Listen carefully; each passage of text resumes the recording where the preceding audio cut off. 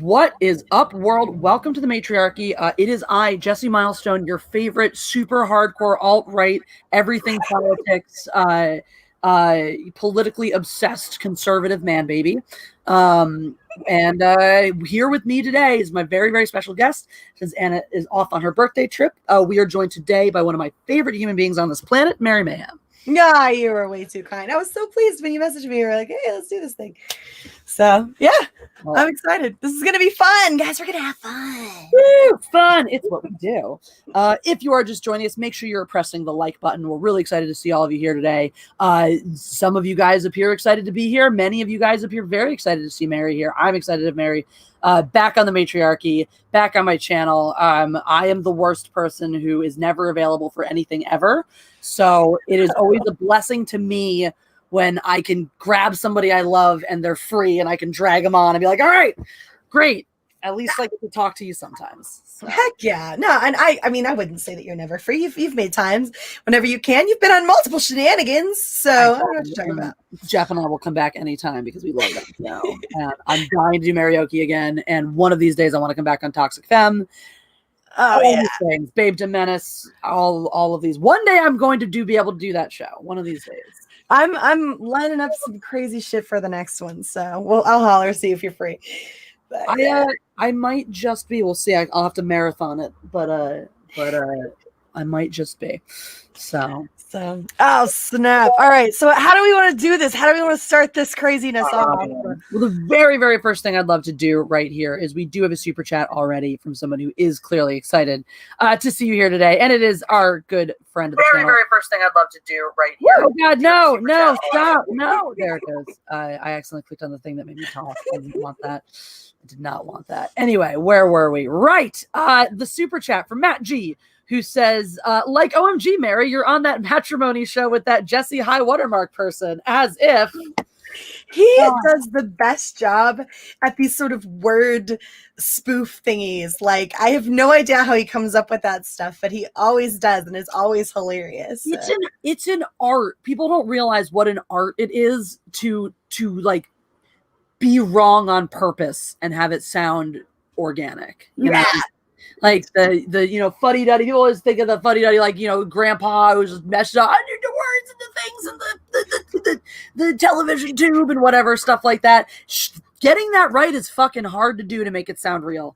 I heard shit pancake for a second. No, dude, I don't know how stuff is going. I'm right here, so right here. I am right here. I heard shit pancake pop out for a second. I got excited. Pop out everywhere. You never know where I'm just gonna slip into your voice or your thoughts or your heart or your bed. Not in a creepy way, only in a very consensual way. But I didn't have to ask your permission beforehand. But I just don't want it, so it's okay. Pats are consent. Pats are consent. Yeah, pats are consent. That's what I thought. So. And I'm a cat, so you don't actually need my consent for anything. I actually had a joke about that with my roommate. I think it was the last night of the night before. She said something about doing something with somebody and a cat, and I was like, cats can't consent. And so she was like, oh yeah. So she's like super, super progressive. Like, I have to use the right pronouns and everything. And so when she said that, I just felt like compelled to point out the consent thing. That's my favorite thing to do ever. Like, I have a good friend who was really stressing about the COVID stuff when it all happened, and she was always sending articles and like, oh my God, this new thing, this new information, this new thing I'm terrified of happening and whatnot. And then sometime into it, she got a mask with a filter on it, had one of the carbon filters on it. And shortly after she got hers, was really excited about it, I read an article, which made sense once you think about it. I was like, oh, right. Those filters are designed to stop you from breathing in toxins from your environment. So they actually don't do anything to protect other people if you're the one who's sick, because they're designed only to filter what you're breathing in. They're great if you're trying to protect yourself. They're the best ones if you are. But if you're trying to protect other people too, they're the worst ones because you're literally just breathing your regular air vapor into the world. And I'm like, as my friend who's really concerned about all this stuff, I don't want to be the one to. Well, Ellie, I cannot hear you, and I have no idea if that's me or you. My mic just got disconnected for for no reason. Like nothing happened. It just got disconnected. And then as I was like, oh, your mic's muted. I'm like, that's not okay. Mine does that from time to time too. You're using the Yeti, Blue Yeti? I actually have a Snowball right now. Oh, Blue Yeti is the worst with that. Although Snowball will do it too. That's for sure. Jeff's got a Blue Yeti. So I got to look into something better for like sound recording. But I just lost my I was on a roll there too. Oh yeah, my friend. And so I was like, I didn't want to be the one to tell her because I was like, I don't want her to feel terrible about all of the people she didn't do anything to because she's not sick, so it's not really an issue. But like the people she's going to retroactively feel terrible about potentially, even though she didn't, exposing them to germs and whatnot. And that's the kind of stuff that just cracks. It's like, oh honey, I don't want to tell you this, but like you're doing it wrong. You who care so much. Don't want to induce further paranoia. Exactly. But I did think that was hilarious. Yeah. Oh, so yes, but Matt G is loving on you hard.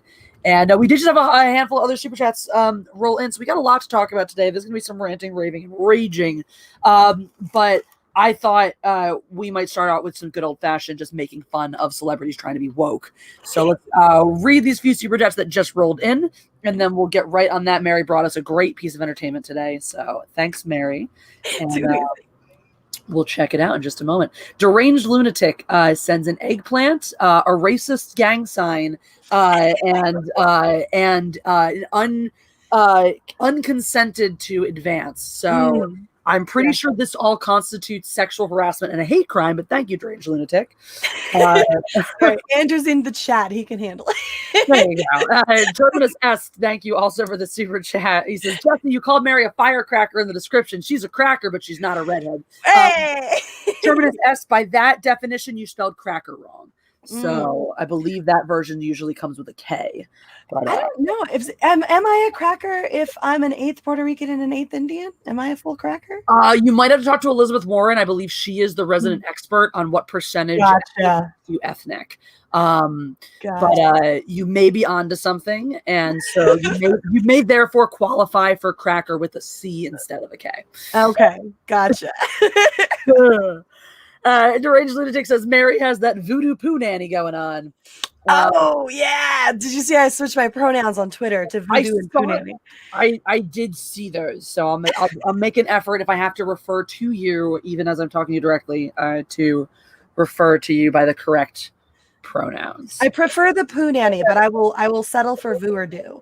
Voodoo. Now, is there like context? Is one more formal than the other? Is one more respectful? Is one like? I feel like the poo nanny is the most respectful, where like the voo and do is far more formal, just given the settings. But I go with poo nanny. I feel like that's far more representative of who I am as a person.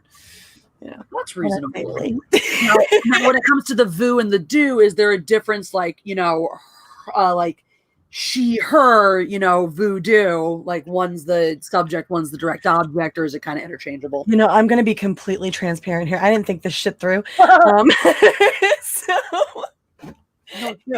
that's the fun part. Like a great idea at the time. You want to take this shit and run. You got to be all like when someone's like, oh yeah, so Mary, well, when Vu did this, actually, that would be do, because Vu would be like saying her, and you wouldn't say when her did this. You'd say when she did this, so that would be do. That's the equivalent in my phone. That's how you got to do the shit. So I'm just going to make a list and keep it like hung up on the wall so that I have it there for reference. Exactly. If the conversation arises again, I'll be like, you don't understand, all right? Oh my God, Mary, thank you. You just gave me the greatest sketch idea ever.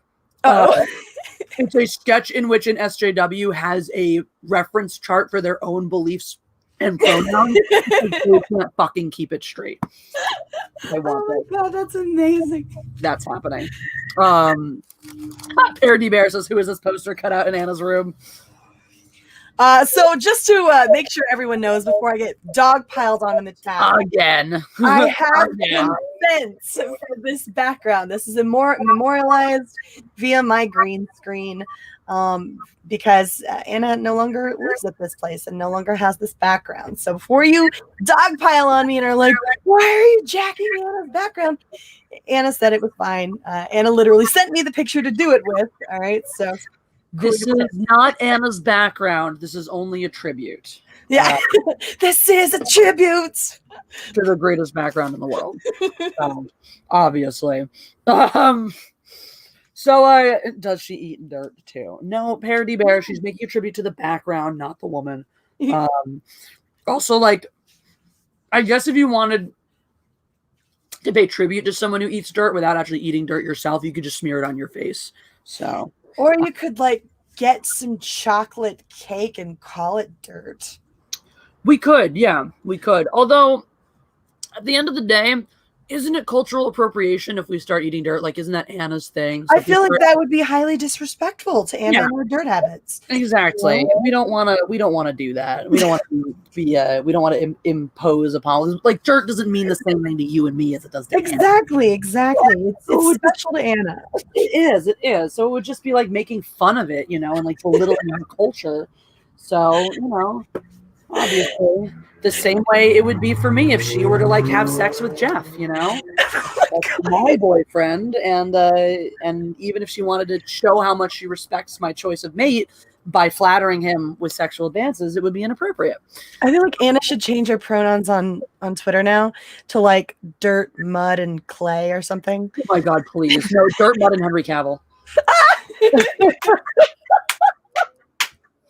Oh my God, I love it. It is the best. Speaking of dirt, Anna's probably got a lot of it to play with today. So. Oh my God, I saw hanging out at the Grand Canyon. Good Lord. I bet she takes little baggies home. I'll bet she does, and like smells them, to remind herself. It's like when you buy a souvenir soap, but you don't want to use it because then you'll use it up. So she's not going to eat it, but she'll like smell it and stuff. Maybe occasionally dip her tongue in. I'm gonna start a dirt collection for Anna. Every time I go someplace cool, I'm gonna bring like a little jar of dirt. Oh my God, that's brilliant. With like a little, sticker of where it's from. That's brilliant. Because unlike you people in the chat, and Mary and I don't shame Anna for her dirt eating. We respect her dirt eating. Absolutely. We honor her dirt eating. I will enable her dirt eating. Exactly. Because you know what? It is not for me to judge whether someone should eat dirt or sandwiches. I personally prefer sandwiches. I may or may not be munching on one subtly right now. Why not both? Why not a dirt sandwich? Ooh, even better. What do you prefer in your dirt? Now, when you have a dirt sandwich, Mary, are you the kind of person who regards dirt as a filling and wants to like slap some mud between two slices of bread? Or are you more like a roll it in the dirt kind of person and use dirt as like a wrap? I think that dirt would be more of like a topping personally, like you would sort of like sprinkle that on there as one might cinnamon on perhaps toast. Yeah, kind of reverently, like reminiscent of sprinkling dirt on a exactly. Just give it that gritty texture. Yeah. And then you just imagine like, you're sprinkling onto the corpse of your food of your sandwich like you would a fresh grave, and it's like it's very somber and like symbolic and perfect for Halloween. So absolutely dirt sandwiches, Anna's Halloween sandwich of choice. Absolutely. We went down a really weird rabbit hole. I'm in a weird mood, and I'm still here for it. I'm totally here for it. My education is showing, and what I mean by that, I don't mean to sound as pretentious as that sounded. What I mean, I don't mean like all that education I have is coming out now. No, what I mean by that is that the fucking retarded liberal arts college emphasis on small, emphasis on liberal, emphasis on arts, emphasis on fucking retarded. Modern art. Let me just put it this way. So like modern dance, and I don't mean the good kind. I mean like the weird contact improv kind, where you snap your fingers shit. What? With the kind where you snap your fingers shit. Yeah, like interpretive dance where it's like, there's a little write-up in the pamphlet about how all of these motions come from the heart and represent the journey from childhood to like the death of my grandma when I was 12. And then you watch the thing and it's like 2 hours of them jerking their arm up and down at random intervals. With someone in the corner ringing a triangle from time to time. Precisely. That movement of dance was invented at Bennington. Did you ever see the movie Rules of Attraction? I have not. So it's a lot of fun. I have to go back and read the book because apparently it's sacrilege that I haven't. It is about Bennington. It was actually written. The book itself, the book or the screenplay. I think the book was written on campus by a resident writer, someone who's doing a writing residency. What's his butt who wrote the book American Psycho attended Bennington. Yep. All these fun Peter Dinklage. Peter Dinklage went there. Oh my God, you're kidding. No, he gave a great so if you've ever seen clips of the really inspiring motivational speech he did about like don't, try to be the thing, just go be the thing. It made its rounds actually not that long ago. That was from the 2012 Bennington commencement speech. I was a junior. I was working the commencement dinner. So I did get to see it and I did get to meet him afterwards. What? Yep. That is amazing. Because 2012 was this was like within the first few years of Game of Thrones. So like it was right in the beginning of the tidal wave Game of Thrones craze. Is this before or after he got to slap Joffrey? That's a good question. But so there were pictures all over campus about, the dink is coming, and all that stuff. And someone actually handed him a mace when he came up to the stage, and he puts it down. The verse that he says, he's like, wow, that's heavy. That's a real one. The proper ones we used are far lighter on set. But as great as his commencement speech was, it wasn't as good as Tim Daly's, the guy who was the voice of Superman in the animated series, who also turns out went to Bennington and gave the commencement speech 2 years prior, or the year priar. One of those two. Worth the pretentious arts college anyway, even if the only reason is because you get to meet people like Peter Dinklage, right? Like, worth it. Maybe. I'm not sure. Depends on what your school loans look like, I suppose. So, yeah, right. Exactly. Well, the thing at the time that I went there, we still had the reputation as having been the most expensive school in the country, even though we were not anymore and hadn't been for actually quite some time. But at one point during the college tuition surge, several years before I was a student, yes, Bennington had been the most expensive school in the country. So yes, I was fortunate enough that they also did offer a lot of merit-based scholarships because I didn't qualify for a lot of financial aid. So, yep. So, and yeah, no, but anyway, all this to say that the Bennington Brain comes out from time to time and allows that. Analyzing shit via that particular mindset. And it's always it's like we talked about before, the tools to do that, right? The tools to fake it, to pretending that I have acquired through my education. I always say I got a BA and BS because I've acquired through my education the tools to passably pretend to be a perfectly pretentious douchebag like that.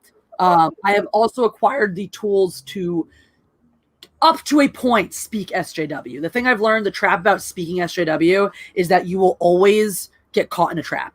Just like you said about the whole, cat consent. When you try to be woke, you will at some point get caught in a trap that you've set for yourself. Well, because there's no real consistency. There is none. There aren't any real rules. It's whatever feels as righteously indignant in that moment, right? And so you can pick it apart. You can, just like you can really pick anything apart if you start to go down that rabbit hole. There's no, I don't understand how people survive in that mind frame. I really don't. Me neither. It's the danger of specificity. It's the danger of identity and labeling. The more specific you want to get about what's okay and what's not okay, the more specific you want to get about what a label is and what identity is, the more traps you create for yourself. Like, for a great example, the women's rights trap.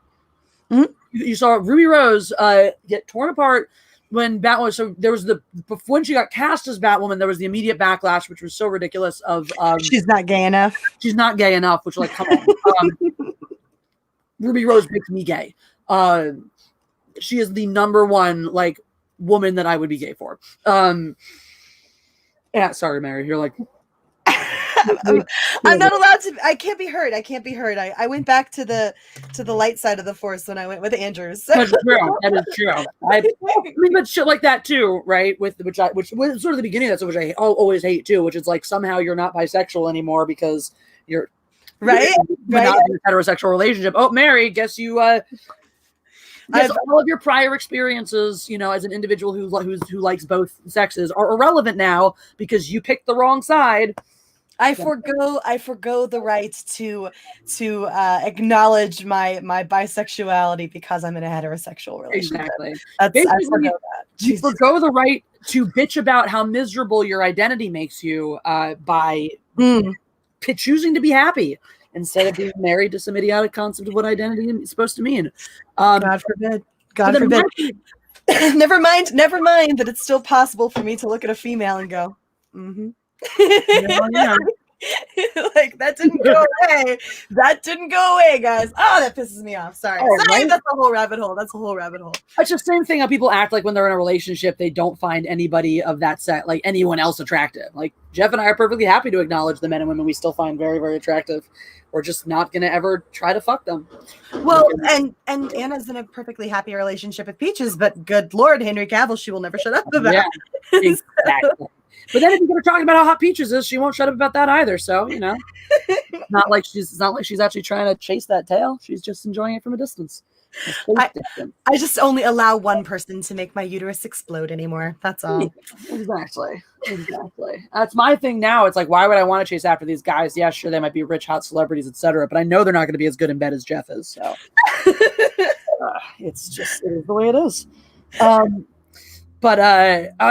no, the second backlash about Ruby Rose though happened later when she talked about being, she did the whole interview about being gender fluid shortly before Batwoman aired and got this huge amount of backlash about how she can't be both a lesbian and gender fluid. Because if you're gender fluid or gender non-binary or gender non-conforming or gender whatever fucking word you're picking of the moment, then you are neither gender. So, okay, great. So then if you want to take one of these SJWs who's all like feminism, women's rights, rah, rah, system, blah, so then they realize, oh, I'm gender non-conforming, and they switch to being gender non-conforming. Aren't they no longer female? They no longer count as female according to them. According to their own logic, yes, that would seem to be the case. And so that would make you logically, if you're trying to follow here, guys, that would make you no longer a lesbian, because if you are non-binary, you don't identify as a female, so lesbian isn't even an option for you, because lesbian would imply that you are attracted to people that are female and you are a female. Exactly. So then, like, I don't know, let's just say I happen to maybe know this person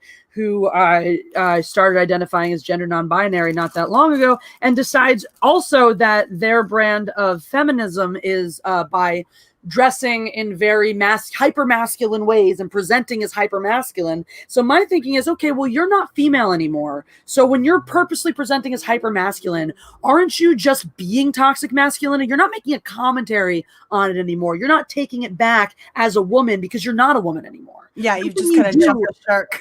Exactly. Nothing you do anymore is my power as a woman, my life as a woman, my experiences as a woman, because you, by your own construct, have rejected your own womanhood.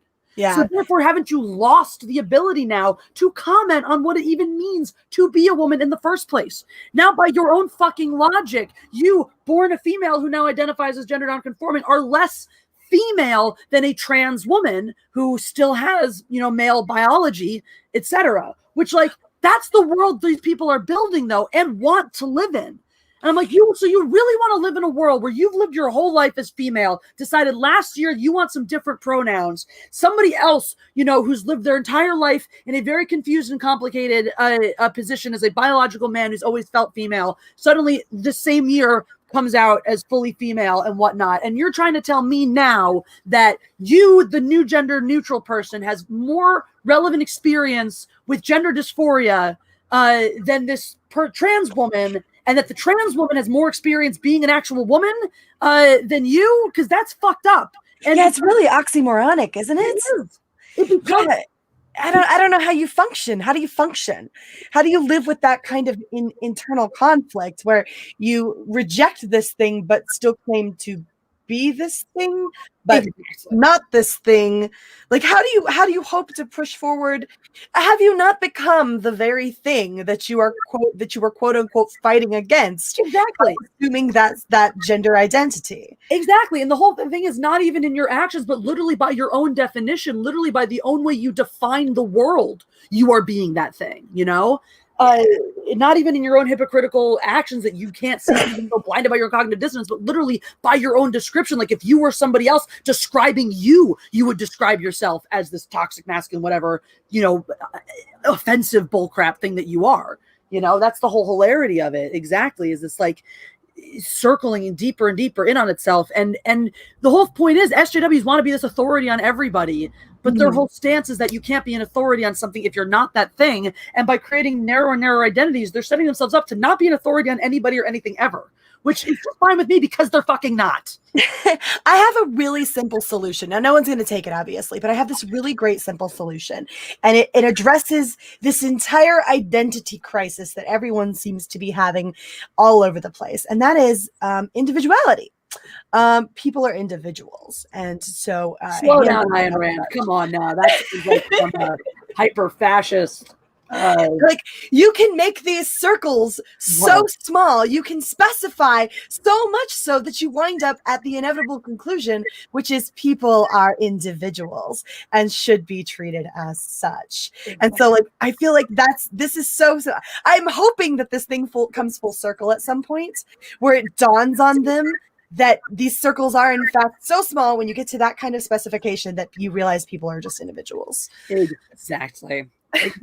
And the fucking thing, it's like when we get there, everyone's gonna look back at like the late 90s, early 2000s, realize there was a small stream that required us to lay a plank over it to walk across the bridge, right? Having this acceptance. And what we're gonna find out like 150 years from now is at that stream, society decided to fucking walk to the source, build boats, and sail around a fucking ocean and 4 continents before coming back to the other side of the goddamn stream. They literally could have bunny hopped across and then put down 2 planks so all the disabled people could have wheeled across it too. Like, that's how fucking close we were. Jeff and I have been looking at some of this stuff because we've become like casual cultural historians in our free time because we watch a lot of these, like we go back and we've watched these like, hey, remember the 90s, remember 2001, remember 1990 or 1999 or some of these and we've been looking at stuff of that era. We're watching movies from that era, circling through playlists of music from that era and realizing when you go back and consume all this media, how close we really were. Yeah. How, casually slipping in homosexuality into movies was commonplace, was everywhere. How treating it like it was normal and regular and not making a big deal about it was a thing. How walking that balance of who have never had those positions of power without making it this whole big deal, like, oh my God, we never thought you could do it, Like, all that nuance was there. All of that balance was even. Jeff and I talked about this the other day. That whole push towards against toxic masculinity, against what we as a society look at and go, ew, that's wrong. The feeling stuffing, hyper masculine bullshit that we naturally were moving away from. You know, we naturally were coming to a place of saying, guys, it's okay for you to have feelings too. You want to wear skinny jeans, wear skinny jeans. You want to wear baggy shorts, wear baggy shorts. You want to, play every sport and be a man and play violent video games, do it. You want to play, soft rock and cry, do that too. That's where we were at, where it was becoming more and more okay. All of your high school based media was stuff like Mean Girls, click based things showing the evils of cliques, the evils of living your life based around one identity, one type of person, one way of thinking. All of our media, all of our pop fluffy media was about getting out of your bubble, getting out of your comfort zone, learning to appreciate differences. We had shit like Bend It Like Beckham that was like cultural appreciation without shoving it down your throat. Yeah, absolutely. God, we were sort of talking about this earlier. You and I were that like it's not like we don't understand where some of these things that have been way overblown, where they stem from, the sort of source issues, and not as if those things don't really exist and don't have some basis in reality, right? Like you and I were talking about how sometimes we just don't want to put on a fucking face full of makeup because it takes a long time and you're busy and you have a lot of stuff to do. But there's a measure of pressure where you also want to put your best foot forward and you want to be visually acceptable and appealing, and that's understandable, right? And so you sort of try to figure out how to toe this line and walk it, and you don't think anybody's harming you, no one's hurting you, no one's demanded that you wear makeup. You simply feel that for yourself, right? And so these issues, it's not like they don't stem. This whole body positivity, best you, you know, and you don't have to put on a face for the world and all that stuff. It's not like that isn't rooted in something real. It's that it's been taken so far out of context at this point that it hardly resembles the real reason that you may feel that way in the first place. And it's the difference between, you know, the conversation starts with, hey, maybe we shouldn't shame people for being fat. Okay. And then jumps immediately to, okay, well then let's shame people for being skinny.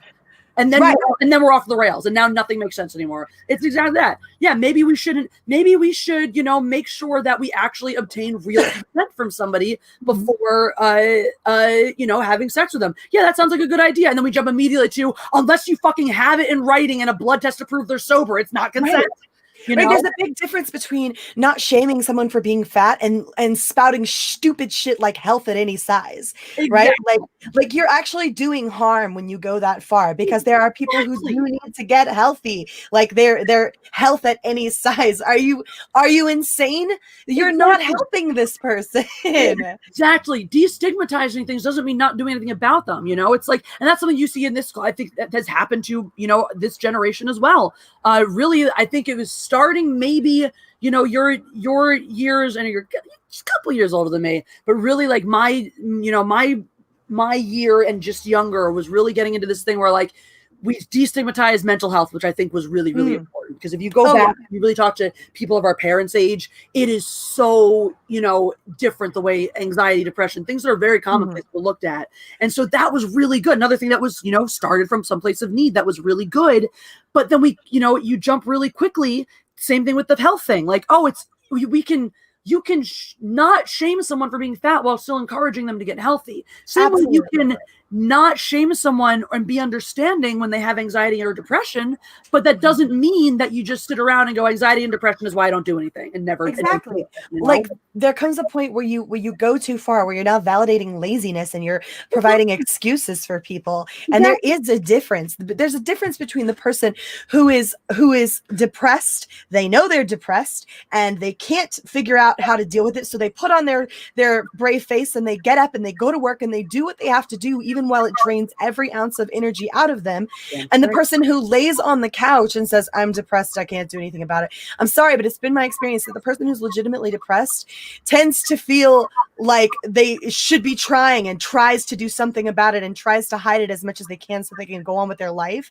And the person who uses that as an excuse, you can often find them answering you with that specific thing. Oh, well, it's because of my depression. Yeah, but it's kind of, I mean, maybe it is, but it's also kind of not, because, and I'll speak as someone who's been depressed and has absolutely suffered and dealt with that. When it hits you and you're doing whatever you can to try to struggle through and survive, the last thing you want to do is offer it up as an excuse. Yeah, it's hard to tell people. The thing is, it's not when it's not an excuse. If it's an excuse, it's the easiest thing to roll off your tongue. Yeah, I'm depressed.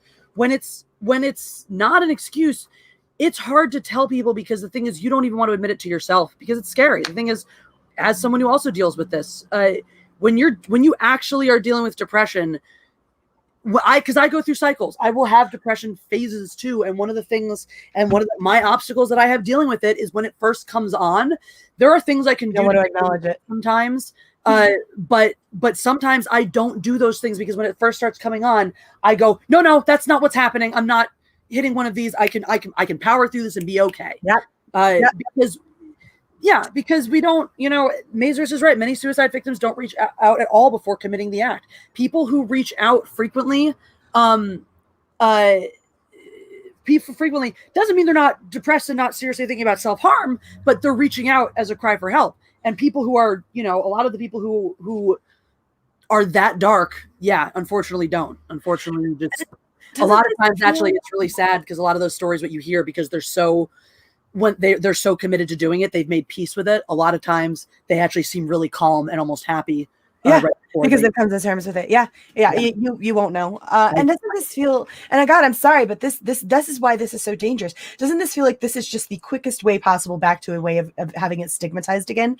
Because for the people who are abusing this, and for the people who are abusing these genuine issues, genuine problems that real people deal with, it's kind of hard to take it serious anymore, because you look at everybody around you and like, well, I'm just going to go lay on a couch. I don't need a job. I don't need to go work in society, blah, blah, blah. And you look at those people and you become hardened to it. And so when you run across a person who's genuinely suffering, it's really hard to have any empathy for them, because you're already back to a place where you're stigmatizing it in your mind again, because you've encountered so many false situations. Like the gluten, I talk about this with gluten all the time too. The fucking everyone's gluten sensitive. There are people with celiac disease. I have friends like with Hashimoto's who actually will get sick and throw up if they eat gluten. Trace amounts of gluten will make them sick. You know, people with severe celiacs, trace amount of gluten can put them in the hospital or kill them. And now you have a society where everyone's like gluten intolerant. So before you heard gluten intolerance in restaurants were prepped and primed. Okay, some with the gluten usually like any other food allergy where you don't risk cross contamination. Now, you know, gluten intolerance. People get very, very comfortable, you know, with cross-contaminating because they know trace amounts aren't going to hurt anybody because it's fucking made up. And then people with celiacs die or go to the hospital and shit like that. And you're absolutely right. It's the exact same thing. And you know, even me going through that, there was this brief, like, coming into the sunlight moment, because I have a good friend out here who has really severe anxiety and helped me actually realize for myself that there were, because I knew that I had anxiety, but she helped me realize that certain other things were tying into, like, how much it had pervaded into other aspects and like exactly what it was and when it was happening. It actually was really helpful because it helped me figure out how to like nip panic attacks in the bud and talk to people about helping me deal with those. And so it was really great for a minute of feeling like, oh my God, finally I have words to talk about this thing that's been going on inside me since I was a kid. Finally, I have the languages and I can deal with this and do that stuff. And then you start seeing it everywhere. And now it's that I'm back to that, like, I don't want to say I have anxiety because I'm waiting for that internal eye roll from the people I'm talking to. You know? Right, exactly. Now you feel stigmatized again. We were just starting to get to a place where people could be open and honest about it, and now you feel like you have to clam up, and you only reveal these sort of sensitive topics to people who are closest to you, because you are worried that everyone around you is, if you're open and honest about it, they're all going to eye roll it, like, okay, sure. Which then creates the feedback loops. If you, again, as we talked about, when you're really dealing with these things, it's very difficult to talk about. And then you meet resistance from the people you try to talk about it with, because they are used to seeing it presented in pop culture one way. And so you meet misunderstanding and resistance, and then it makes you clam up and not want to talk about it more. I've gone through these things, you know, it's difficult. Now it's like, you know, you feel like the need to clarify, like, no, when I say I have anxiety, I don't mean I get nervous about the idea of public speaking or hanging out in large social groups. I mean that some days I wake up and it feels like there's an actual literal weight pressing down on my chest. And if I try to move it, I can't breathe anymore. That's what I mean when I say I have anxiety. Yeah. So people don't get that because, again, it's the fad. The fad, that's the whole thing, is like social justice warriors. And I don't think they care at the end of the day. The thing is, I don't think the people who are doing this I don't think it's ever come from an actual genuine understanding of social issues or how to change, or a true desire to bring good into the world. I think it comes from their people going through their own human journeys that we all go through and have this desire for belonging and attention. And that this wokeness craze is just the adult version now of having to wear, you know, the right brand in high school and listen to the right bands, you know, and like the right shit. And I'm just as guilty, like, because we're being a little, like, sort of a little transparent here, right? So I'm just as guilty, even having experienced, you know, these sort of bouts of depression from time to time. I'm just as guilty of blowing people off, because at this point, it does feel stigmatized again. And so when someone says to me, sort of offhandedly and nonchalantly, that they're dealing with this thing or that thing or whatever, I just look at them and I'm like, well, join the fucking club. Like, what do you want from me? A cookie? You're not going to say anything to me that you're going through or dealing with that I can't relate to, and probably in a more drastic way. And so I don't have, my sympathy levels have dropped drastically at this point, which makes me sad, because I would like to be an empathetic person. The thing is, though, it's not like it comes from the attitude that we're receiving of, oh, you can't possibly understand what I'm going through. How many times did you hear that? All these arguments are, because the other thing that my college created were social justice warriors. We fucking invented them. Sorry, world. and, and having those literal actual conversations, you know, of someone trying to tell you, well, you can't speak for you know, for all African Americans because you aren't one. Like, okay, well, you're just as fucking white as I am, so what gives you the right to speak for them? Well, there doesn't. Nothing fucking gives you the right to speak for all those people. Absolutely fucking nothing. You are full of shit. Shut up and go home. It's not even about the identity anymore. It's about exactly. saying the right things, because even when people do carry the correct quote unquote card, racially or sexually speaking, if you if you don't say the right things, that card is revoked, right? Exactly. It's not even real anymore. It's incredibly bizarre to behold, because it's reached a point now where it is what we always knew it was, to say the right thing, right? There was a time where you could step outside the box, and if you held the correct card, people would kind of look the other way. But we've finally reached the sort of catalyst here where it's like, no, it is what it is. It's what we always thought it was.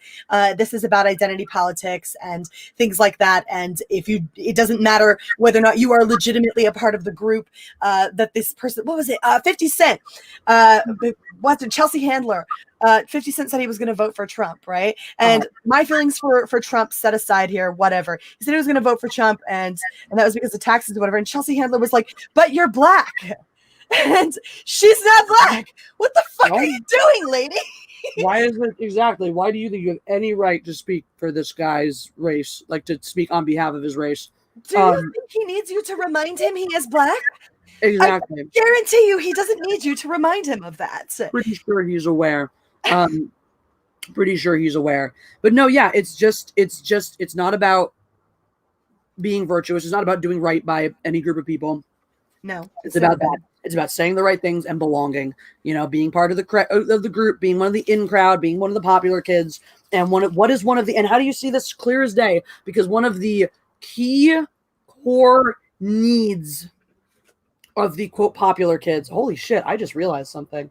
I just actually realized literally where all this came, like how, like, big connection, big picture, macro picture, like Big Short style, where this all got started.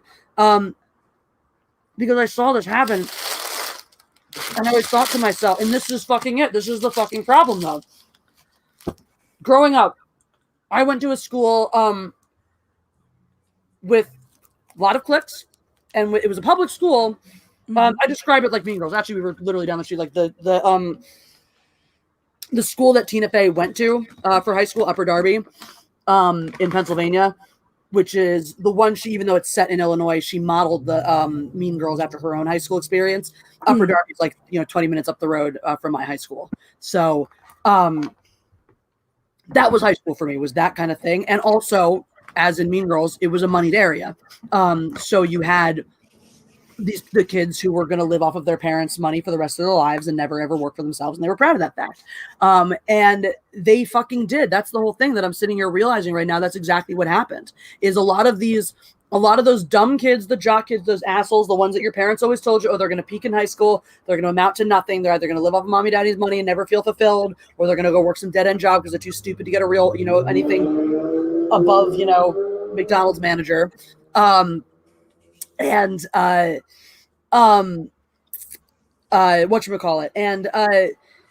And that's what happened. That's exactly what fucking happened, though. And I saw that cycle happen in college. I went to college. My first group of friends freshman year was a bunch of misfits and outcasts. And that has always been me. So in high school, I ended up, my high school was so cliquey that the outcasted kids had cliques. Yeah, like there were the loser cliques, but they were still cliques. And if you weren't part of one of those, you just didn't have friends. So I just started my own. I was just like, I sit in this 4-seater table in the corner of the cafeteria.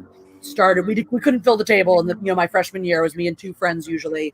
And then by the end of senior year, we found out very quickly that there were tons and tons of people at our school who were equally disenfranchised with cliques and just looking for some way to get away from it, and all came in with us. And so that's what I thought was probably going to happen with this group of friends in college, when we all came in from these, different walks of life where we'd all been outcasted. and we were all going to come together and, reclaim our identities, going to be who we wanted to be. Yeah. See, the thing is that these other people had not done the same amount of self-work as me and some of my friends had done on our own. And just became bitter. Exactly. They just became the clique. They just sought to reclaim the thing they never had. So the kid who was the biggest freak loser outcast in high school was our fearless leader. The kid who was probably, teased for being soft and feelingsy and poetic was the broy best friend. The guy who was probably always treated like the weird kid who had his nose in an Edgar Allan Poe book because that's what he fucking looked like, The friend-zoned guy.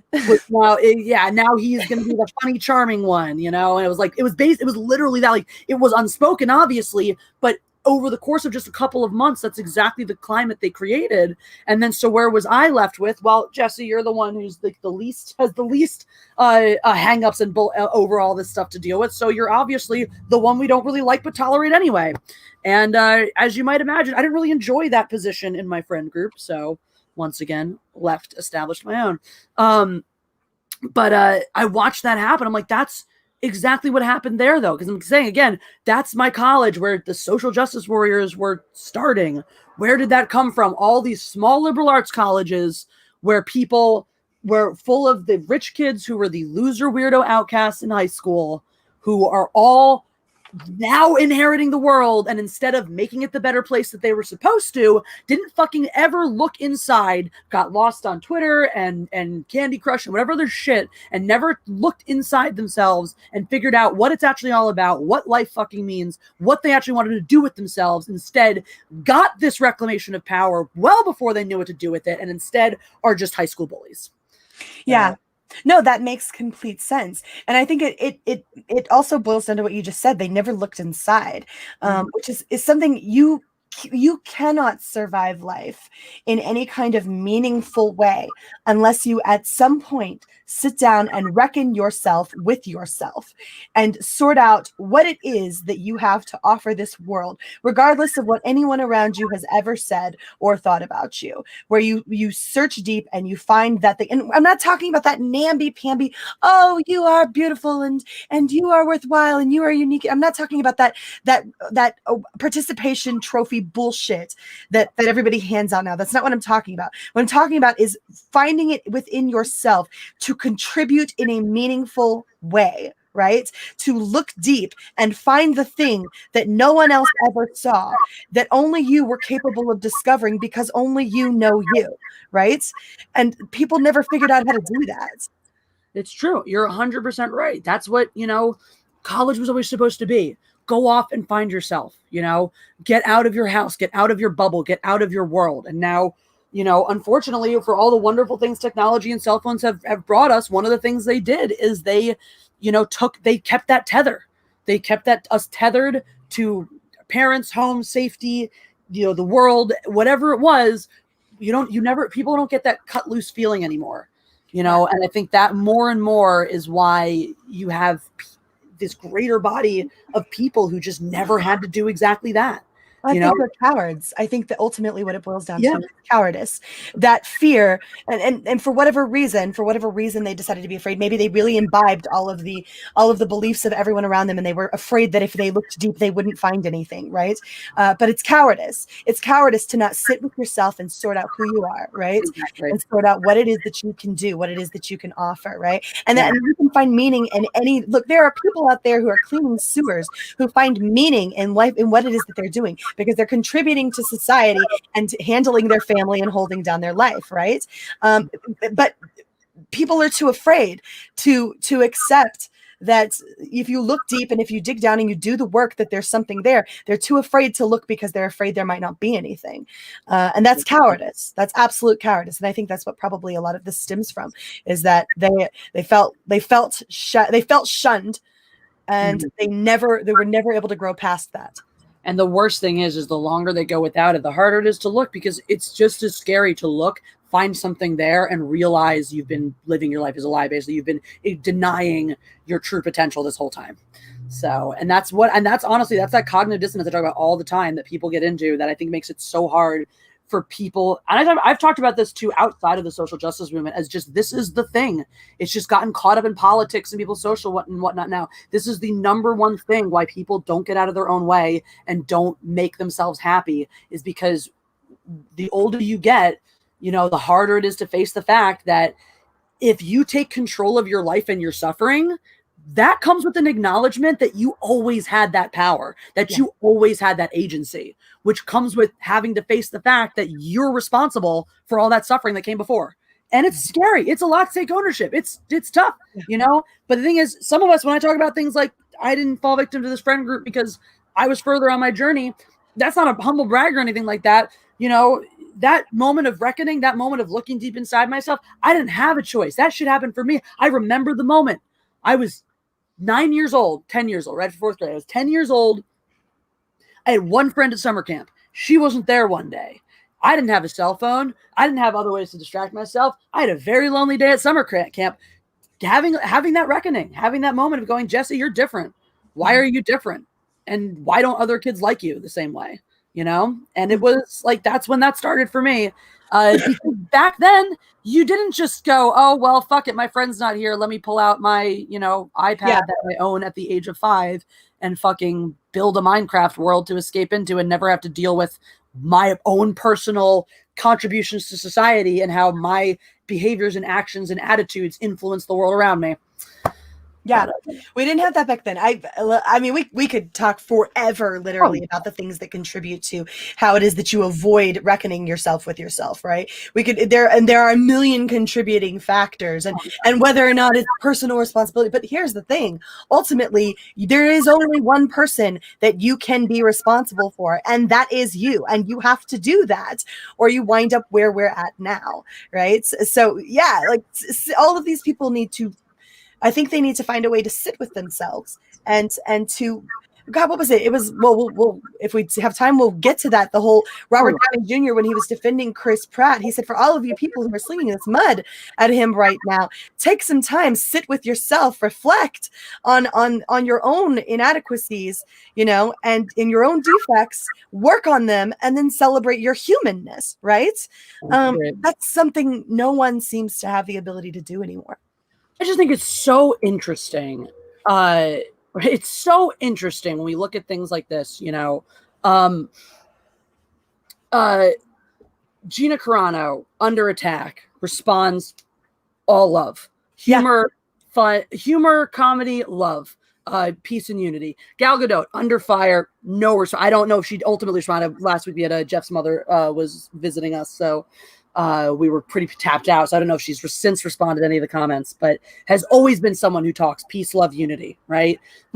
Chris Pratt, again, has always been, you know, he's always fucking under fire. Last time it was because he sent prayers to somebody who was going, I can't remember who it was somebody said suffered a tragedy, and he's fucking sent his thoughts and prayers. Yeah, and God ambassaded him for how dare could he be so insensitive to invoke God. It's like, sorry, prayers don't necessarily convey fucking Judeo-Christian God. Calm your tits. Right. Everyone pray. Everyone can pray. It's not, you know, doesn't necessarily mean you're a Jew or a Christian or a whatever. Freaking Wiccans pray, right? Like I mean, prayer is just a sort of overarching term that applies to sending up goodwill and thoughts to reckon things within the universe, right? Exactly. You know, you people say I'll keep you in my prayers all the time, whether or not they fucking pray, you know? And that shit. So all these people though, peace, love, prayers, thoughts, well wishes. And then you read the shit being said to them, eat shit and die. You know, Zionist trash, imperialist, you know, garbage, bootlicker. I haven't even read the shit about Chris Pratt yet, God forbid. But, you know, all this garbage that's being said about these, it's like, how are we this blind? It's like one day people are going to wake up and go, oh, wow, I never realized. Like, really? It was right the fuck out there. Because these people who are all under fire for being these istophobes are standing here going, I don't know what you're accusing me of. I'm so sorry for doing something that offended anybody. I just want us all to love each other and get along. And the people you're saying are virtuous are saying, eat shit and die. I hope you choke to death. And you're all sitting there going, yeah, that's the right side of history, sure. And you're all going to act so fucking surprised when you wake up one day and realize, oh, maybe these people weren't the good people after all. No fucking shit. Oh, and I want to read the super chat too. I assume it's about Fitty here. Wolfsbane double O says she also attempted to change his vote by implying the promise of sex. That's classy. Yeah. Also, earlier today happened to see footage of, on the other side, a Trump supporter trying to literally tell somebody in a car, you have to vote for Trump now. We have your license plate. You don't have a choice. What the fuck? Yep. So, and this is just something I'm personally doing right now. If anybody, my guests, honestly, I'm doing this. I did this with my fucking mom the other day. Whenever I'm talking to somebody and they make any kind of absolute, not even absolute statements anymore, anytime they want to like tell even an anecdote about, hey, look at this stupid, crazy thing this person on the left did, or hey, look at this stupid, crazy thing this person on the right did, I feel the need to immediately counter with a comparable story from the other side, no matter which side it is. Yeah, no, I agree. And I think that's a healthy measure of sort of devil's advocacy, that a person who is legitimately centrist or legitimately critical of all things will do, right? Like a person who has actually sat down and thought about how it is that they feel about things and is critical of the entire spectrum, which is what I think everyone should do in order to actually legitimately align yourself with something, right? Will sit there and they will compare and contrast the two things, right? And I feel like that is something that you can do. Unfortunately, it's made all too easy. It's made all too easy from people on both sides to sit there and do. Yep. Just sit there and freaking do. It's way too freaking easy, and that's pathetic and sad and disheartening more than I know how to say. It really is. And the thing is, part of why it's, you know why it's so easy though? Because it used to be that people had their political opinions, and the only people who represented the political body of right or left were the politicians and political pundits, people who actively chose to make their living, discussing politics. People who, your Ben Shapiro's of the world, whose job is going out, or your ex-presidents, people like your Bill Clintons who are always, always did talk shows, absolutely, etc. These people are the ones who represent the left or the right. Right. Now everybody represents either the left or the right, because either they agree with you or they represent the side that you don't agree with. Mm-hmm. Which means that, and the thing is, there are boundless examples of human stupidity. Now, every single example of human stupidity can be categorized as either left stupidity or right stupidity. Yep. Because everybody's been neatly filed into left wing or right wing. Baskets of deplorables all around. And the problem with this is that before, when the people that you looked to as representatives of their respective side, those people were held to a higher standard, right? And so they tended to watch their behavior. And so people could justify, right? Or that was why mudslinging was a thing, right? When they pointed out the terrible things that the other politicians had done. But we lowered this bar down to every Tom, Dick, and Harry out there that exists who you've happened to slap a label onto. So now everyone represents everything. So any jackass that goes and lemmings himself off of a cliff, you get to assign a political perspective to that. And it's insane. It's completely insane. Exactly. No, you are so right. So 100% right. And you're exactly right. The people who, it was important to have those people who were our examples, of left, right, whatever. Because those were the people you needed to check, slinging mud, sure, from the other side, but also the people that you internally checked as supporters of one party or the other. When your representatives of the party started to say certain things, that was your indication as a populace, oh, this is the direction this party's going, or that's the direction this party. Now, who can say anymore? Yeah, because everyone represents everything at any given time, and baskets of deplorables are all around. And as much as I think that that's a horrible term to use, unfortunately, it feels kind of applicable at this point, because everybody's a jackass. And if we could just do one thing, can people please stop telling people who to vote for? Please stop telling people who to vote for. Not appropriate. Not appropriate. Do you remember it used to be like, honestly, pre-2016, it was considered highly inappropriate to ask somebody who they had voted for. Now it's apparently totally fine to tell people who to vote for. Yeah, to sit there and rifle through their contributions. Like, we're not talking about politicians that we're rifling through now. Now we're talking about rifling through the contributions of fucking celebrities and like fucking models and shit. What the hell? How did we get here? Fucking contribute to my goddamn society. I just wanted to point this out. Literally, this just came in the mail a second ago. I'm gonna turn my camera on just for a sec so you guys can see the shirt that Jeff just got us. 2020 is the worst. I can't even go that word. I can't even do it with his voice right now. I can't wait till 2020 is the worst. There we go. Holy shit, that's legit. That is completely legit. Fun fact for Parks and Recs fans. This is Jean-Ralphio. I'm gonna turn my camera off wait so till that. you get trolled with my shirt I bought myself. God, is it here too? It'll be here probably tomorrow. I bought it the next day. Well, so turn that off so I can go back to being topless. And move my mouse off of the start camera button so there are no accidents. But actually, it's a fun fact about me. For those people who watch Parks and Rec, I always love asking people which character they think I am. Now, have you ever been a fan of the show? No. Like I know that Chris Pratt was on it, right? Oh yeah, that's literally the extent of my knowledge. So I'll tell you a bit about this character in a sec then on my shirt because you'll love him. So he's the one. So when people ask, and chat, if you want to go, I'm actually curious. Now chat can pick which character they think I am because there's one character everyone pegs me as that when they don't really know me. They're like, oh, Jesse, you're clearly this character when they don't really know me that well. There are whatchamacallit. There are the people who do know me immediately know which character is me. This one, Will Gentry, I don't know why you feel happy you don't get this reference of Subi talking about the shirt because it is great. This is the character on this shirt, Jean-Ralphio, who people who don't know me well enough to get the correct character, but know me better than the average bear, weirdly enough, or who know a certain facet of me, weirdly enough, will say I remind them of Jean-Ralphio. Because he is just this over-the-top, ridiculous character. He's friends with Aziz Ansari's character, and he's always coming up with these ridiculous business pitches. So, like, one of the his big ones is he gets Aziz Ansari, they're going to invest in this business together. They have this great business, this amazing space. They spent all their capital on, like, keychains and gadgets and hiring an actual NBA player to dunk in their office space, but they don't actually make a product. So it's like, that's Jean-Ralphio, just ridiculous shit, but he's always over the top. He always like hits on everyone, assumes everyone's in love with him, even though everyone hates him, that kind of thing. And he always, when he talks about stuff, he's like, this thing is the worst. That's like one of his gimmicks. And he's a sister who's exactly like him who does the same thing. And it's delightful. So that's Jean-Ralphio. Anyway, but a bunch of people in the chat, Alejandro figured out my character.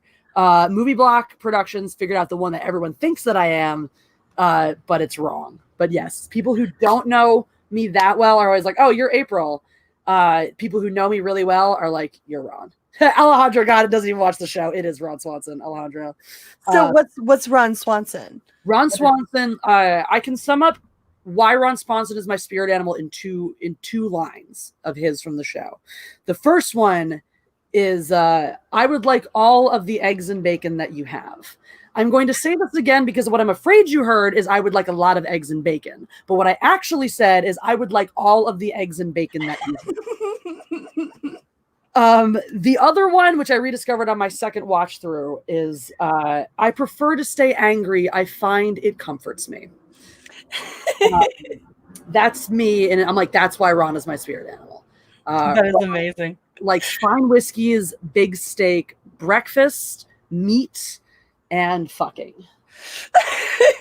And yeah. I feel like that works. That works. Right? Ron is my spirit animal. And it's a great, I mean, this is a thing I've been discovering watching sitcoms actually, and maybe it's changed now. I think as to an extent, the sitcoms right at the end of this era, right before social justice stuff really permeated every facet of our media. We can get away from it. so intelligent and on the money on this stuff. Because you have things like a Ron Swanson character in Parks and Rec who embodies a lot of what people would call traditional masculinity without being toxic, you know? Jeff and I just started watching Superstore, and we're actually, we've been able to watch now, because this was like right on that cusp. They're going into their 6th season, so that means they came out around 2015-ish. So they're right on that cusp, and we were surprised in the first few episodes in the first season, some of the punches they pulled with the, or didn't really, with the, some of their humor and like crossing those lines and going there and having this really very naturally diverse cast where they can bring in things like a older, not tech savvy Christian white male who's still a kind, loving, and useful character, right?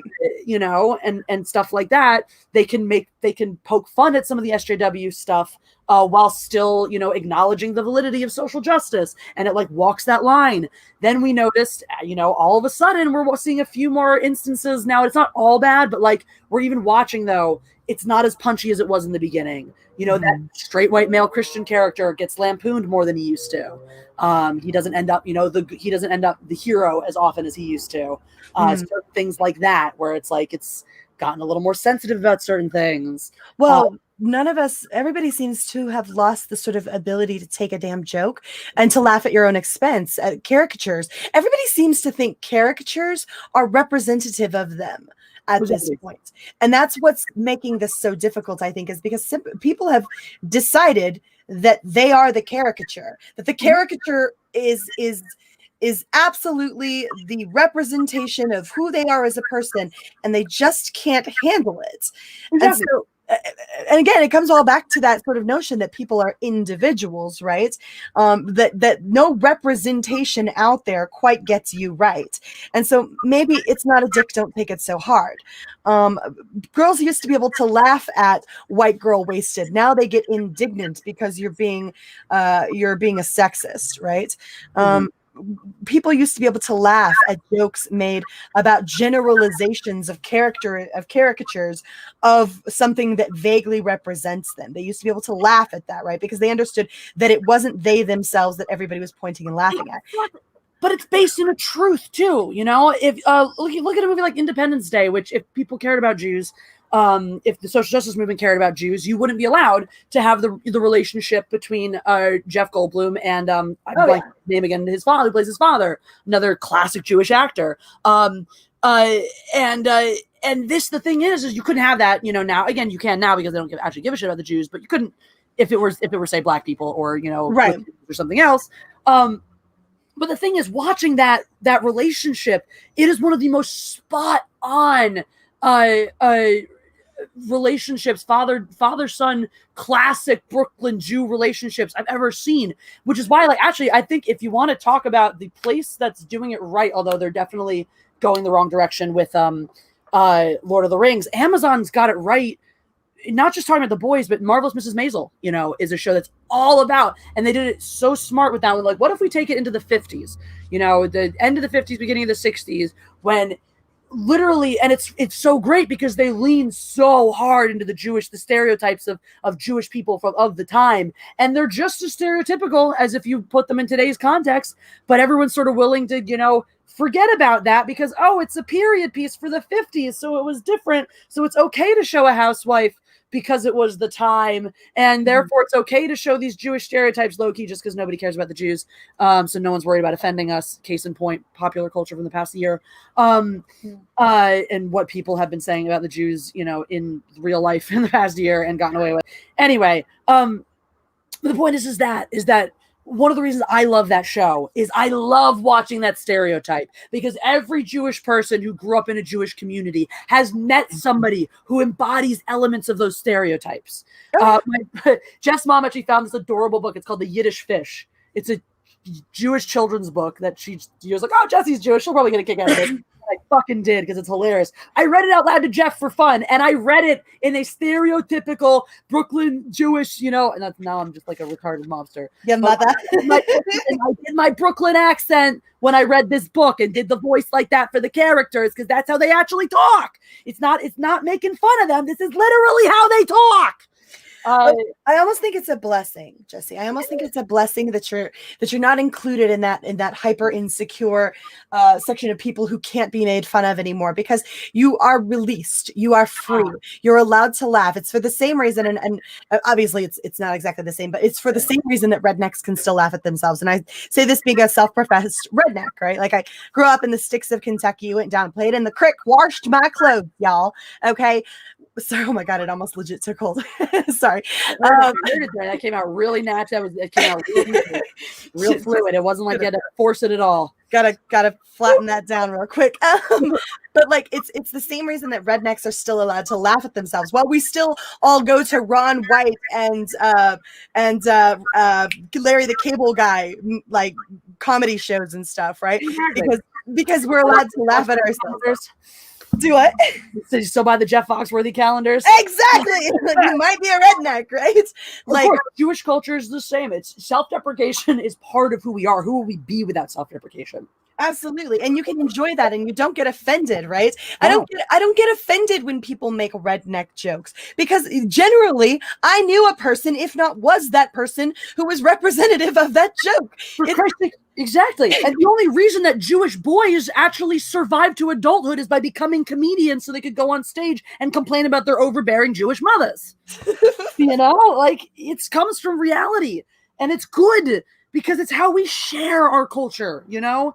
What is this? How did it start? How did these redneck stereotypes start? How did these Jewish stereotypes start? Because somebody started telling jokes, whether on a stage or to their friends or wherever. Somebody from that community started telling gut-busting, hilarious stories about, you know, their overbearing mother and their guilt-tripping father and this and that, or their, you know, uncle who wears overalls without a shirt and drinks beer for breakfast. You know, someone started telling these fucking real stories about their real family members and doing the impressions, you know, and doing the voices and doing all that stuff. And that's why we have this idea and this very, you know, poignant caricatures, these very poignant caricatures, because they come from the culture. It's not someone else coming and creating these caricatures to make fun of us. You know, that happens afterwards, but we created the caricatures. Yes, it's different when someone's in blackface. It's different when a non-Jewish, when people are using like the accentuated nose or the trailer trash tropes that didn't come from what we created, you know? That's different. It's literally like the singularity, the very point of beginning for the joke. I understand that reference. I understood that reference. It's literally what it is. Exactly. Why is I understood that reference funny? Because it applies to literally everyone, because there's all stuff that we understood that reference is. It's funny. And there are different people who understood that reference in different ways. But culturally, like, we can all come together on that one thing. I understood that reference. Exactly. And think about the joy behind that line. That is an enduring line. That is one of the lasting, timeless jokes of all the jokes that have run their course and gotten stale from Marvel, from our 11 years of MCU. That one continues to endure, has made its way into the casual, you know, into everyday colloquialisms, you know, partly because of that feeling we can all relate to, that excitement of, I understood that reference. Oh, wait, I now feel included. I now feel a part of a group that maybe wasn't my group. Like when I went walking down the street in Santa Monica the other day, and a black woman, a very thick black woman, looked at me and went, "Damn, girl, you half white and half black?" She said, "I thought I was thick, but dang." And that oh my God, Jesse, I had the same shit happen to me the other night. Andrew was on the phone. I went across the street. I told you earlier there's some weird shit going down for me lately. And I went across the street to go talk to my neighbors and was like, "Hey, if you see anybody over there, maybe near my window or whatever, could you just like maybe shoo them away? Because I'm like, you know, I'm concerned, right?"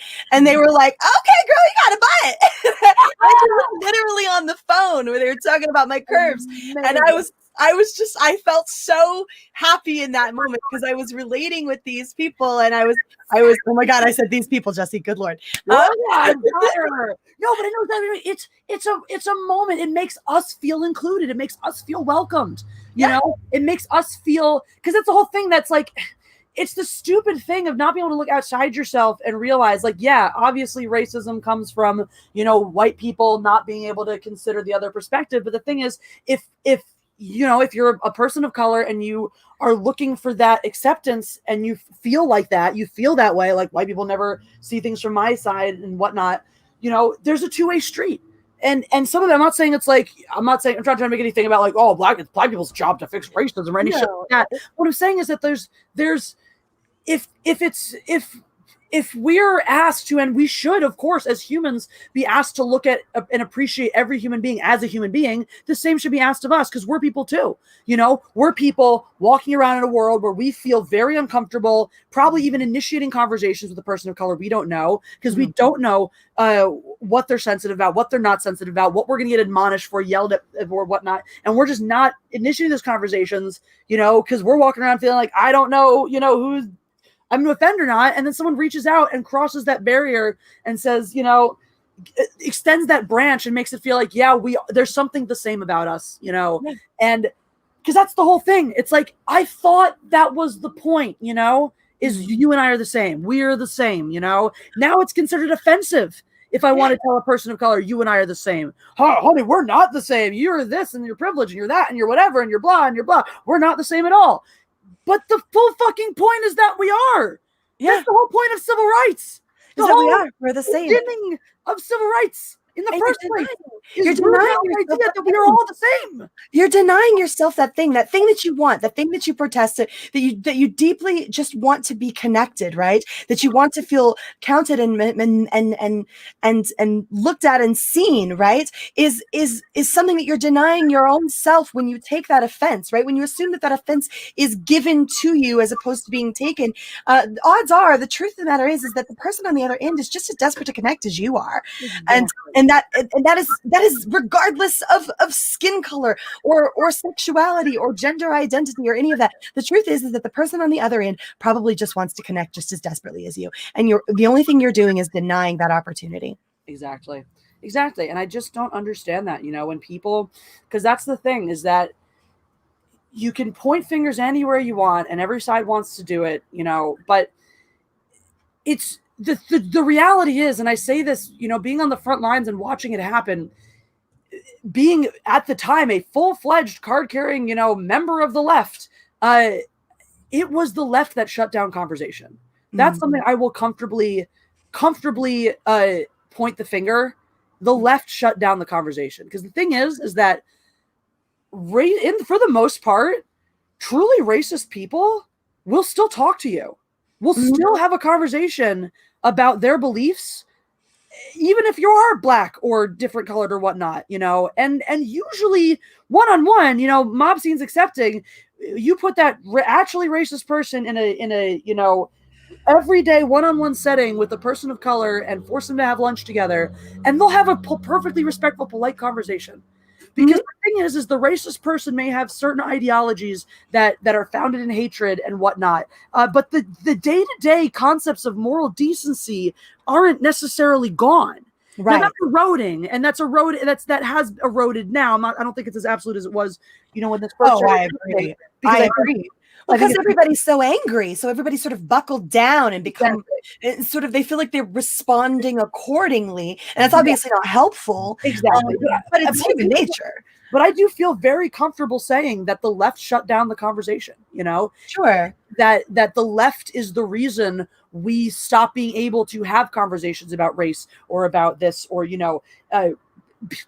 Well, because you can't have a conversation with someone who's finger pointing. You can't do that. And so when the ability to converse goes beyond finger pointing, I mean literally, like the whole joke of the clap your hands over your ears and go la la la la, I'm not listening is not like I wish I could like extract my experiences like from my body and put them on celluloid or, you know, digital media now, I guess, for people to see, because most of our experiences, like for someone like you who's blessed to live in an area without too many of these wackos, most of your experiences with social justice warriors comes online, and a lot of people end up, I've talked to so many people, even in the Fandom Menace, even in the full anti-SJW camp, who really still firmly believe that most of these people exist only online and don't act this way in person. And that's just not true. And that's why I say it's really on the left for shutting down the conversation. Anyone can spout shit and block you on social media, but in person, one-on-one, you know, these are the people who literally tell you to your face, look you in the eye and say, I'm triggered right now, so you need to stop talking. Like those words, not block you, not, internet, whatever, literally look you in the eye and tell you that to your face, whereas I have sat, on an airplane next to a guy was missing a lot of teeth, who checked a lot of those boxes, and even the way he was talking about and the life he was talking about leading and the shit he talked about doing checked a lot of those redneck boxes. Meanwhile, I'm pretty sure he thought I was a dude the entire flight.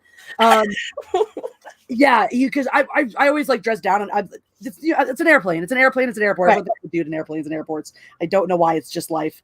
And so no, it's always bothered me when people dress up to go on an airplane. Like, you are going to be stuck in this tiny ass little seat for the next couple hours. Yeah, I'm going to be Relax. comfortable. Thank you very much. I'm not going to wear anything that's going to crease up under my. No, I'm wearing sweatpants, glasses. So when I fall asleep, my eyes look dry in my contacts. I probably didn't shower because I woke up at 4 a.m. So I might be wearing a hat because my hair is disgusting. You get what you get. Yeah. And exactly. So, but yeah. And so I'm pretty sure he thought I was a dude. I'm talking about my boyfriend because I think he was on the way to see Jeff or something like that. And sorry, I just keep gesturing at you whenever I talk about you. Jeff keeps wearing headphones because he sees me gesturing him. He's like, "What?" I'm like, "No, I'm just talking about you." And this guy that I'm talking to, clearly thinks I'm gay talking about my boyfriend, and is totally cool. I don't know what his actual, personal feelings are, whether he is as good-natured as he seemed, or maybe he's a super homophobic person who just has the capacity to be polite to someone on an airplane. Either way, those people, one of my first experiences with these kinds of conversations was my friend who worked at a restaurant, my first restaurant job just out of college in Vermont. He was super Republican, and he was the guy who taught me to shoot guns. And we used to have tons of conversations, very Christian, tons of conversations. And he would tell me stories too, though, about his dad, how his dad is, more old school, bigoted about certain things, very like homophobic. Yet he had a gay friend, and he brought him to dinner once and told his dad he was gay and whatnot. And his dad treats him like everyone else because it's the actual Christian thing to do. Yeah, it is the actual Christian thing to do, and people don't seem to understand that 9 out of 10 times when you're interacting with a Christian, right, like a even a Bible thumper. I cannot think of a better way to describe my mother than she's a Bible thumper. My mom is just all in, completely Christian, right?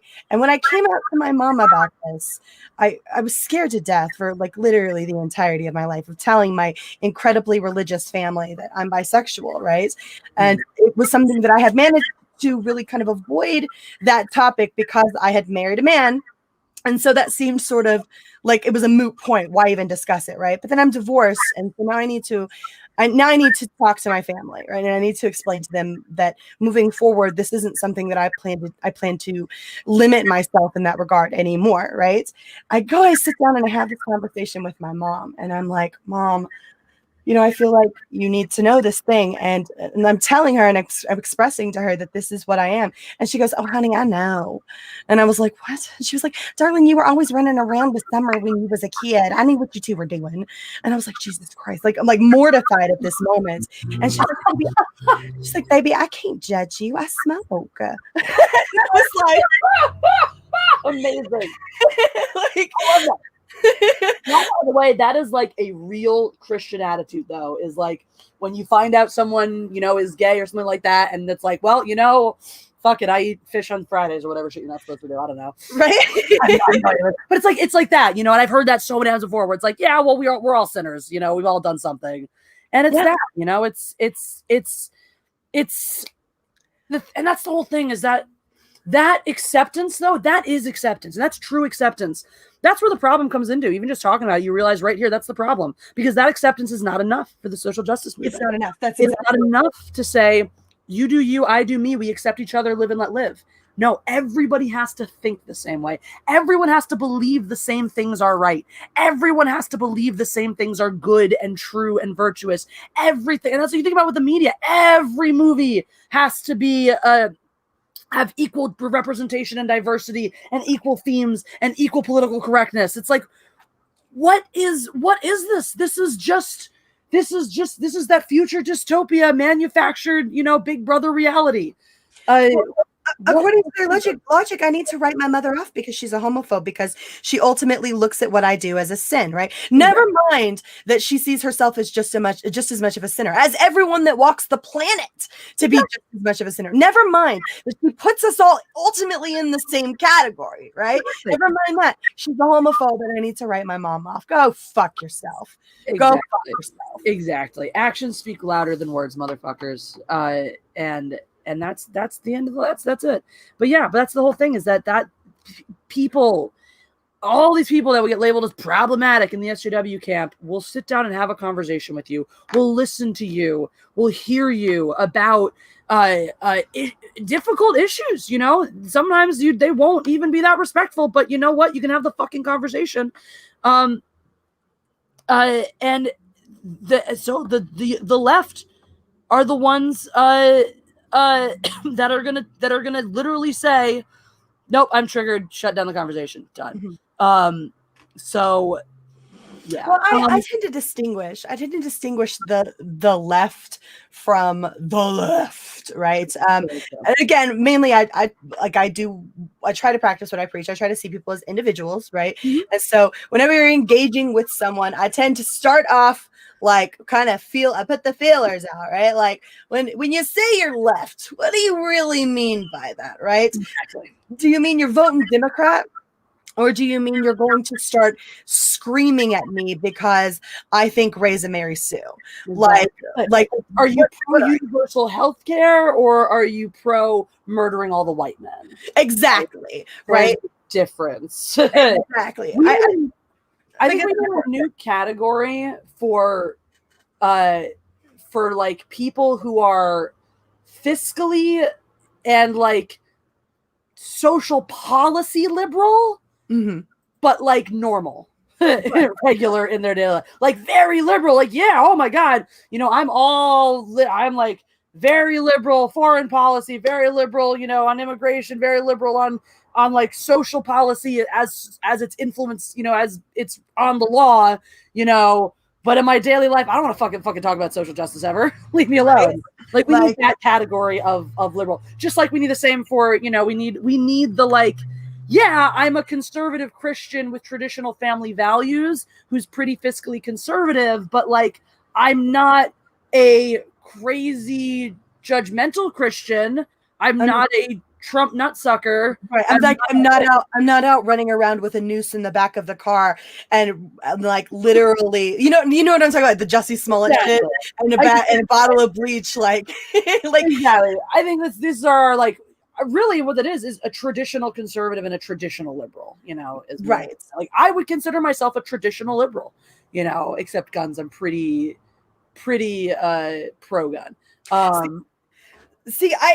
And I would consider myself a straight up libertarian, with a couple of exceptions. Like I really do not believe in abortion, right? Like that's like one of the things that people would look at me and be like, oh, well then she's a right winger, blah blah blah blah blah. But that's like a personal thing. Like, but a lot of people would point at me and say, oh, well she's a right winger. But I truly believe that those people don't understand the difference. Like I really don't think that they actually understand the difference, because right-wing people are just as happy to increase that freaking government in bullshit as left people are at this point right now, right? That's very true. Honestly, in many ways more so, it's really just become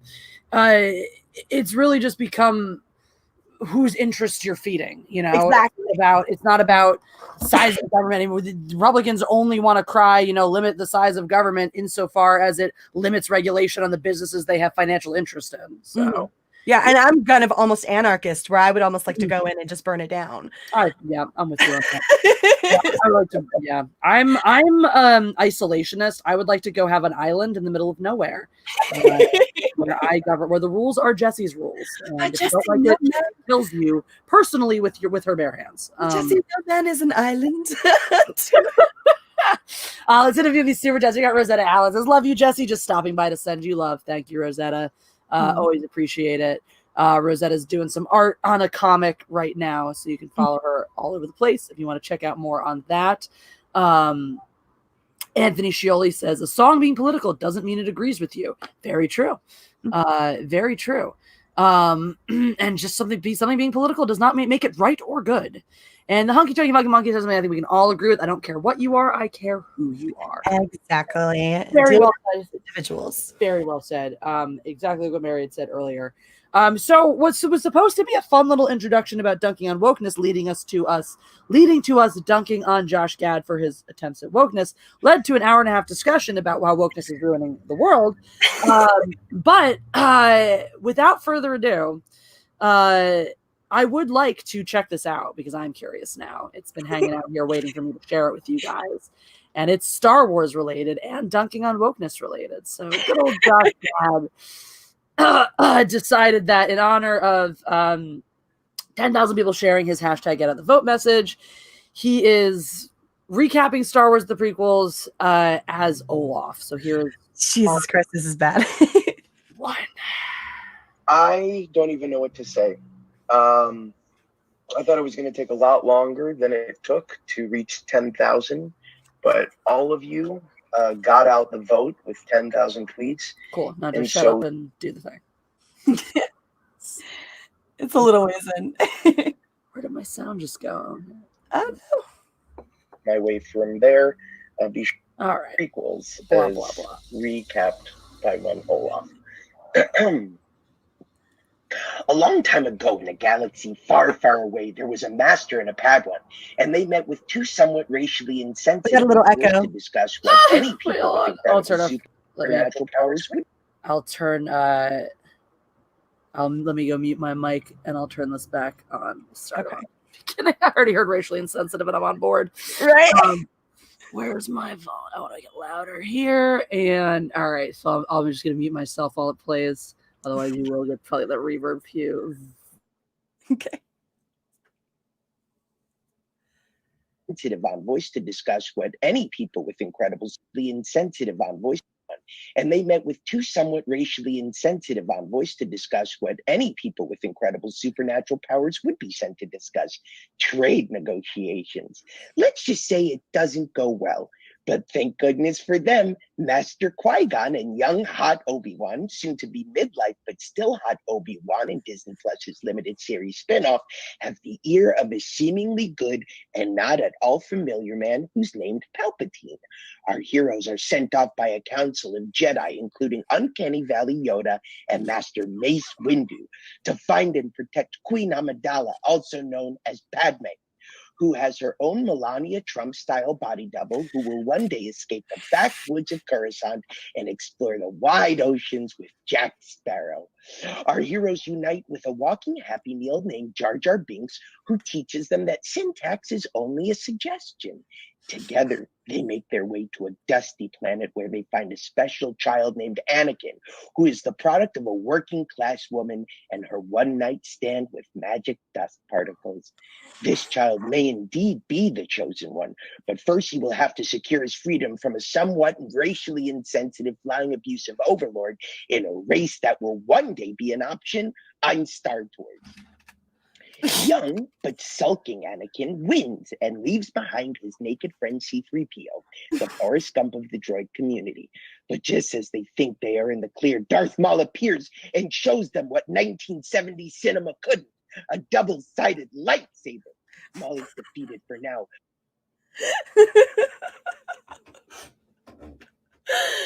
Yeah. Oh my goodness. So that exists. Well, It's a bit to take in. So, I would first like to say, I personally am offended that he did not notate how racially insensitive Jar Jar Binks' character is. I thought it was actually incredibly racially insensitive of him to just gloss over that racial insensitivity and mock him as a Happy Meal thing. Like, are you saying that, what is it, Jamaican, old style Jamaican acts at people or something are, just silly Happy Meal toys? So that's clearly my chief complaint with this. My chief complaint is that a snowman understands anything about racial sensitivity. Yeah, I'm pretty sure that's not really his place. Also, he's white, so yeah, he's incredibly white, and it feels like It Like, feels he like couldn't he's have- trying to speak for people that he has no right to speak for. Right? Of all the snow he could have been made out of, he was made from white snow. Right? Never mind that white snow is the most bountiful snow where he comes from. Absolutely. It's clearly the majority, right? They should have located minority snow for this. They should have found better colored snow of color. So, yeah, and my favorite too. It's like, so somehow you want to dunk on the fact that they used a double-sided lightsaber, which, by the way, was actually really cool. Sold huge as a toy, and produced, was part of one of the best lightsaber fights in all of Star Wars. If not the best, I would say. If not the best, I'm partial to the original trilogy just because they're grounded more in Western sword fighting, but I cannot deny the mastery of the choreography of that fight, of the Duel of Fates. It's just incredible. Yeah. And really, and that's when people always talk about, like, well, that's when you start getting the spinning and the dumb stuff that, like, isn't realistic. Like, no, but see, that's not actually true. It doesn't start to get unrealistic until you start introducing, like, Yoda doing, because it's CGI and it has to be. But a lot of those spins, yeah, the Force jumps and whatnot here and there, but a lot of those spin moves are taken step for step from actual Eastern martial arts, stick-based and whatchamacallit, sword-based martial arts, like Kendo, Aikido, things like that. All of those actions with those over-the-head cuts, the spinning actions where they come in, and strike across the body, those are in Eastern martial arts. So a lot of that, and then a lot of the spinning stuff that Ray Park does, is capoeira. That's one of the many martial arts he's trained in. So even though it looks spinnier and flashier, it's just because it's a departure from the previous style of lightsaber fighting, which was far more grounded in Western, because it was all Bob Anderson. You just brought in Ray Park's talents and expanded your palette. If anything, all these fucking sequel defenders should be lauding the intersectionality of this particular lightsaber duel. I just felt like it was a sort of blatant dunking on the prequels, an attempt to draw everybody's ire back towards that. You know what I mean? Like, so Josh Gad's on Disney's payroll, and we know that. And there's no way in hell he was ever going to poke fun at the sequels. Of course not. So he did the only thing he could do, which is start poking fun at the prequels. Exactly. And again, so back to, bring up the lightsaber, because he's trying to dunk on something that's clearly one of the best parts of this movie, and a great part of the Star Wars canon. Meanwhile, like, what did we bring in the sequels? We have a Force Vision that also has, what's that? Oh, right, a double-sided lightsaber. We also have the most impractical hilt in the history of lightsaber making, with Kylo Ren's thing that he should have impaled himself with a million times over, with his shoddy training. And no decent lightsaber fights to speak of. The only proper lightsaber on lightsaber battle we get throughout the films, the couple in Force Awakens and the one in Rise of Skywalker, it looks like them swinging baseball bats at each other. Yeah, it really does. I think that was their attempt to make Rey look like more of a threat, to have that sort of more masculine approach towards lightsaber dueling, which feels really, really out of place, because if she'd had that approach, there's no way she could have gone toe-to-toe with Kylo Ren. Exactly, because the whole funny thing is they're trying to make her look bigger and more badass, but for anyone who has a modicum of knowledge about how sword fighting works, she just looks clumsy and unskilled, which is, I guess actually makes sense, because that's exactly what she is. So I guess it's the one thing they actually fucking got right is, the quality of her lightsaber fights to the actual lightsaber fighting ability Rey would have had. So that's that. I just, it's so cute to watch. It's really funny to watch people who clearly have no knowledge of Star Wars sit there to try to dunk on the prequels. Oh, yeah. Really funny to me. And the thing that he goes back to over and over again is how racially insensitive, which, and like, skips over all of the actual problems of the film, The thing is, everything he kind of hits on isn't really an issue. Like, would it make sense to send warriors if you highly suspect trade negotiations are going to break down into violence? Yeah, that actually does make sense. So there goes that. What's wrong with having an attractive man as a Jedi in this movie? I'm not sure why pointing out, Ewan McGregor's attractiveness was relevant in any way. Let's just have a crush on him, which, like, to be real, to be fair, that's pretty. To be fair, yeah, that's completely reasonable.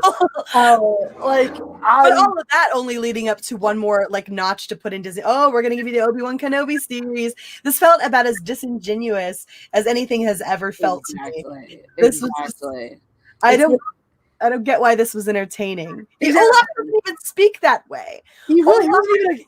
He didn't even do a good job of doing his own fucking character. Yeah, that's the weird part, is he just did the voice and then applied like real world current issues to something that is like 2 decades old at this point. Let me rewrite Josh's tweet for him here, because I think it's what he meant to say. Holy cow, 10,000 of you shared my hashtag get out the vote message, and in return, as promised, here is me shilling for Disney like they're paying me to do, and I was going to do it no matter what, which is why I set a ridiculously low bar for retweet. Yeah, 10,000 for Josh Gad? From a celebrity who I wouldn't necessarily call A-list, but has certainly been sleeping around with the A-listers during Corona like nobody's fucking business. Like, yeah, wow. All right, dude. Well played. Nobody sees what you're actually doing here. Good job. Back to telling people who to vote for shit, right? Like why are you doing this, Josh Gad? Why? Who gave you, who sanctioned you, the person to sit there and tell everybody who to vote for? Who did that? Why do I care what the person who made a living out of sounding like this thinks? Oh, would you tell people who to vote for? Oh, that's stupid. Well, he's pretty clear. So it is ambiguous only in that it's hashtag get out and vote. If you follow Josh Gad, if you care anything about what Josh Gad says. And that's the thing. The people who want to try to do that shit, who are like, I espouse my personal politics all of the time, every day in your face. Oh, but when I say get out and vote, I just mean, for whoever. And then meanwhile, look at someone like, I don't know, Gina Carano. Oh, the most anathema figure in Hollywood today, who does not talk about her personal politics at all, just says go vote. She's actually ambiguous. You actually can't point to what it is that she thinks. Exactly. Or even some of the ones, even if you know, but they're just quiet about it, They're not in your fucking face about it. Josh Gad's been everywhere, which is hilarious because, like, who even is he? He's literally a C-list actor masquerading as an A-lister right now. Yeah, it's kind of bizarre. So he gets a spot in a couple of Disney films as a side character, and suddenly he's supposed to be super important. He was LeFou, the first gay character. Oh my God, shut up. Right? Like, he's LeFou and Olaf, right? He's absolutely he's a C-list character. He's a C-list actor masquerading as an A-list character, an A-list actor. And I'm just sitting over here like, even if I agreed with you politically speaking, why should I care what you have to say? You're not prominent. Exactly. Like, on the one hand, good for you, Josh Gad, because you are doing more with your stature than anyone else of your stature.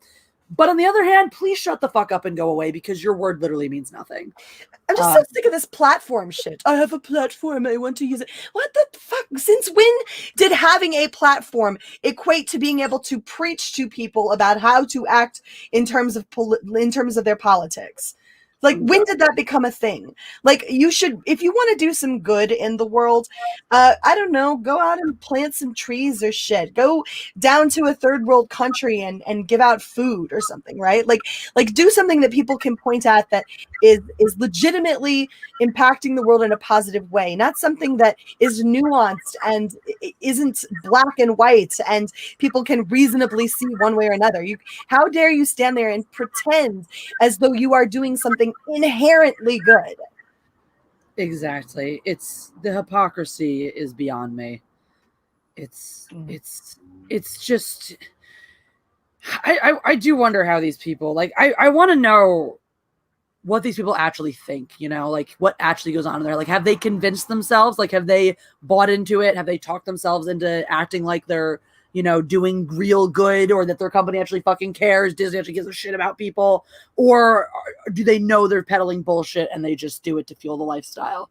I really don't know sometimes, I think honestly, I think it's more comfortable for them to believe that they believe it, even if they don't actually believe it. If that makes sense. Does that make sense? Oh yeah, the cognitive dissonance, exactly. Yeah, like to sit there and tell themselves, yes, I am doing the thing that is good, and so I can live with myself while I get into my private jet. And Exactly. on the one hand, talk about how global warming is a thing, but also I really don't want to be on the same plane as you plebeians. So, look at how much good I'm doing for the planet by buying a Tesla. Never mind my electrical bill to charge the damn thing. Literally, I read that I read a scientific article that basically says if you're not charging it via solar power, you're not reducing your carbon it's just one more step. It's just one more step. The shape of it, exactly. You're just changing the shape of it. You're just burning the fuel somewhere else. But yeah, exactly. That unless you're, which most people can afford solar powering, so why not? I would fucking do that if I could afford a Tesla. I'd absolutely. Oh hell yeah! You save so much money on gas. Oh my god, you save so much. As if that weren't incentive enough for people to want to make that kind of switch. Can you stop pointing at people and acting like they inherently want to do things that quote unquote harm the planet, when it would be so much easier on all of our pocketbooks to set up solar panels on our house and manage to supply our electricity that way? Like, can you imagine how much easier and cheaper our lives would be if we could make those kinds of steps? But how dare you sit there and point a finger at us? Like, it's just like stop acting like people wouldn't do the right quote unquote thing if it were something feasible.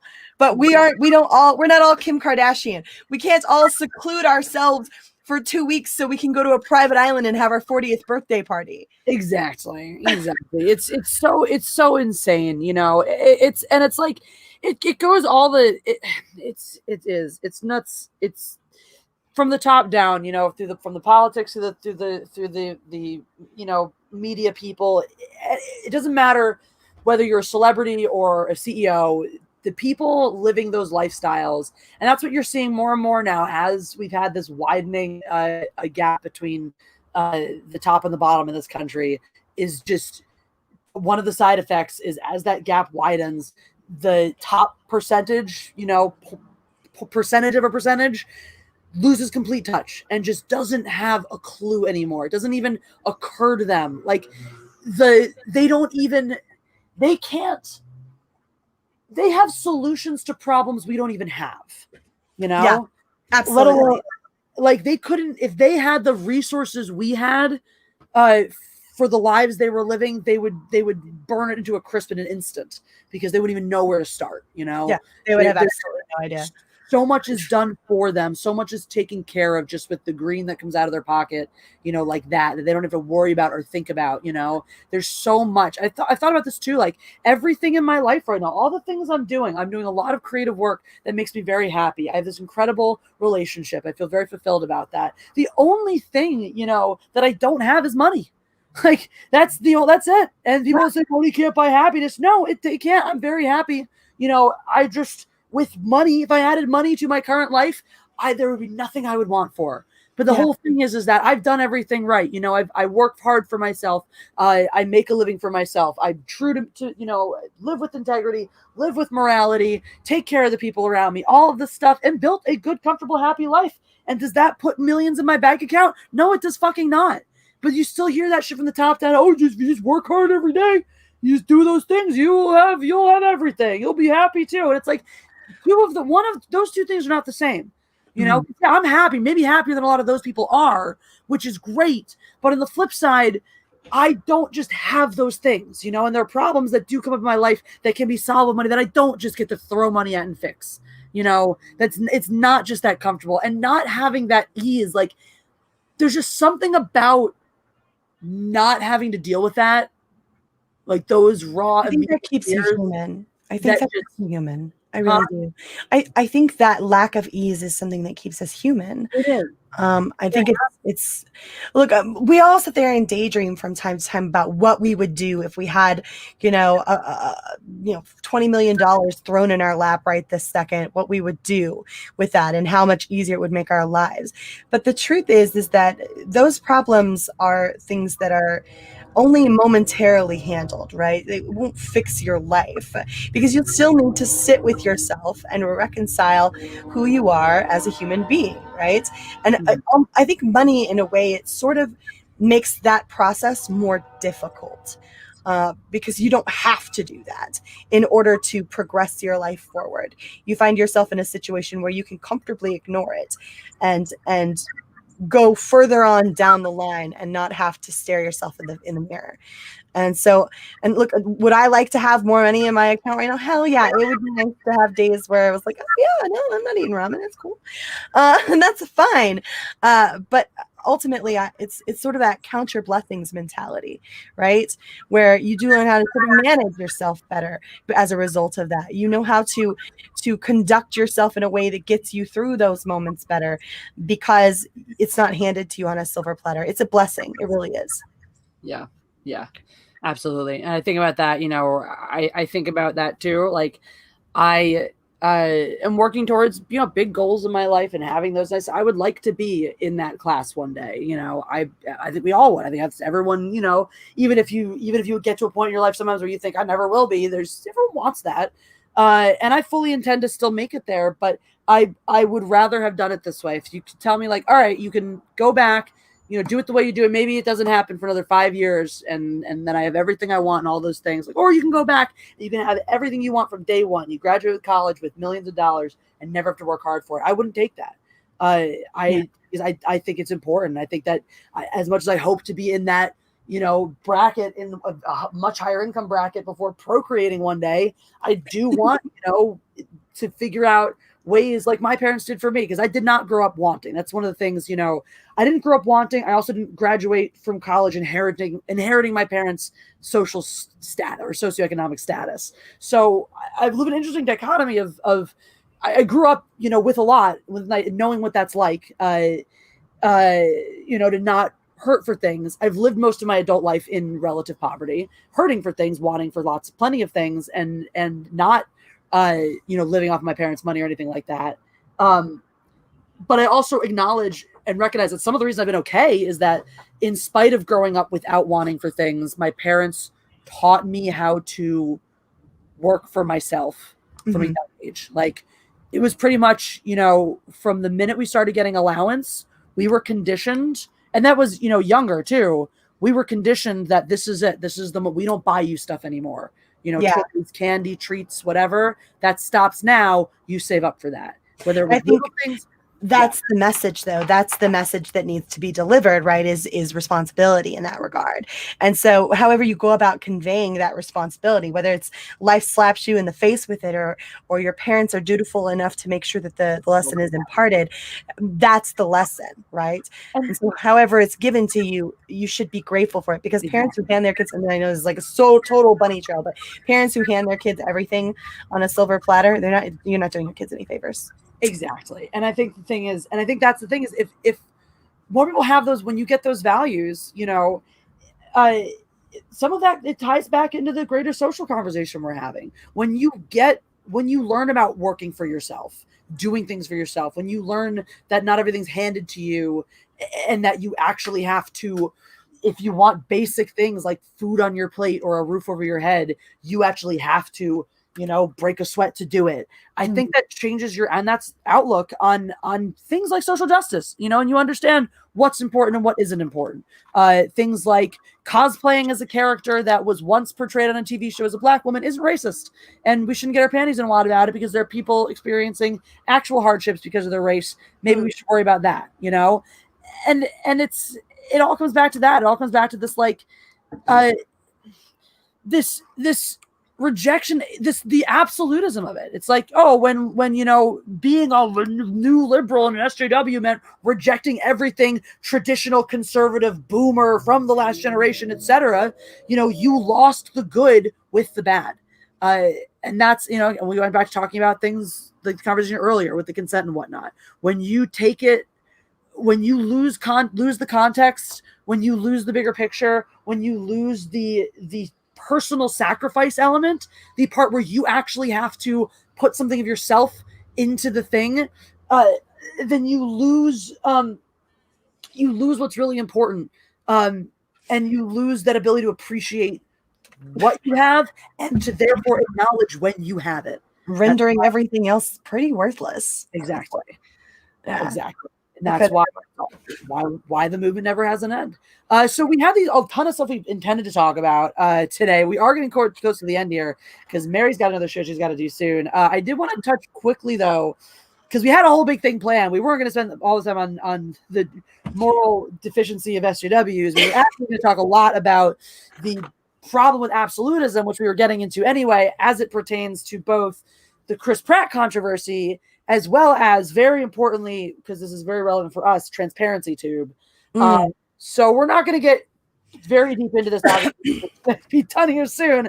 But I would say unequivocally, what transparency tube is doing, for those who don't know, it's this website that's they've created some sort of algorithm to comb through YouTube channels, identify ones that they deem are political, and then sort those channels as either left or right, adding additional labels like SJW or whatever else, it's social justice, anti-SJW, things like that. I have a sheet down in the bottom if you want to pull it up here. So here's kind of a little bit of it. This is the website here. They have these clouds of, here's your left-leaning media channels here. Partisan right, partisan left, anti-woke. That was anti-SJW literally yesterday. They changed that verbiage then, which social justice. Actually very interesting. Very interesting too.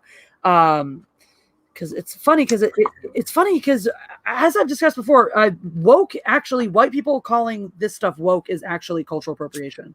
Wokeness is a term that comes from the Black community, and it means not what this is. I don't think this little bubble existed yesterday either. Libertarian. I love that. I'm pretty sure this didn't exist yesterday either. I didn't see this little bubble existing yesterday. Now I'm hesitant to scroll over top of these bubbles because I don't think it's right to label someone without their consent. So I'm hesitant to actually bubble over this so that you should be going to these channels and making up your mind for yourself, right? You shouldn't be going to some website that decides to tell you what box this YouTube channel fits in, right? And our good friend John Tox is right there. I saw the quartering. Did he take the quartering off? The quartering was here. You may or may not still be in this database. I was. Yep, there you are. Hold on. Come back over to the screen. Where am I? Am I still right? And woke? So here's the thing. Here's the thing about this.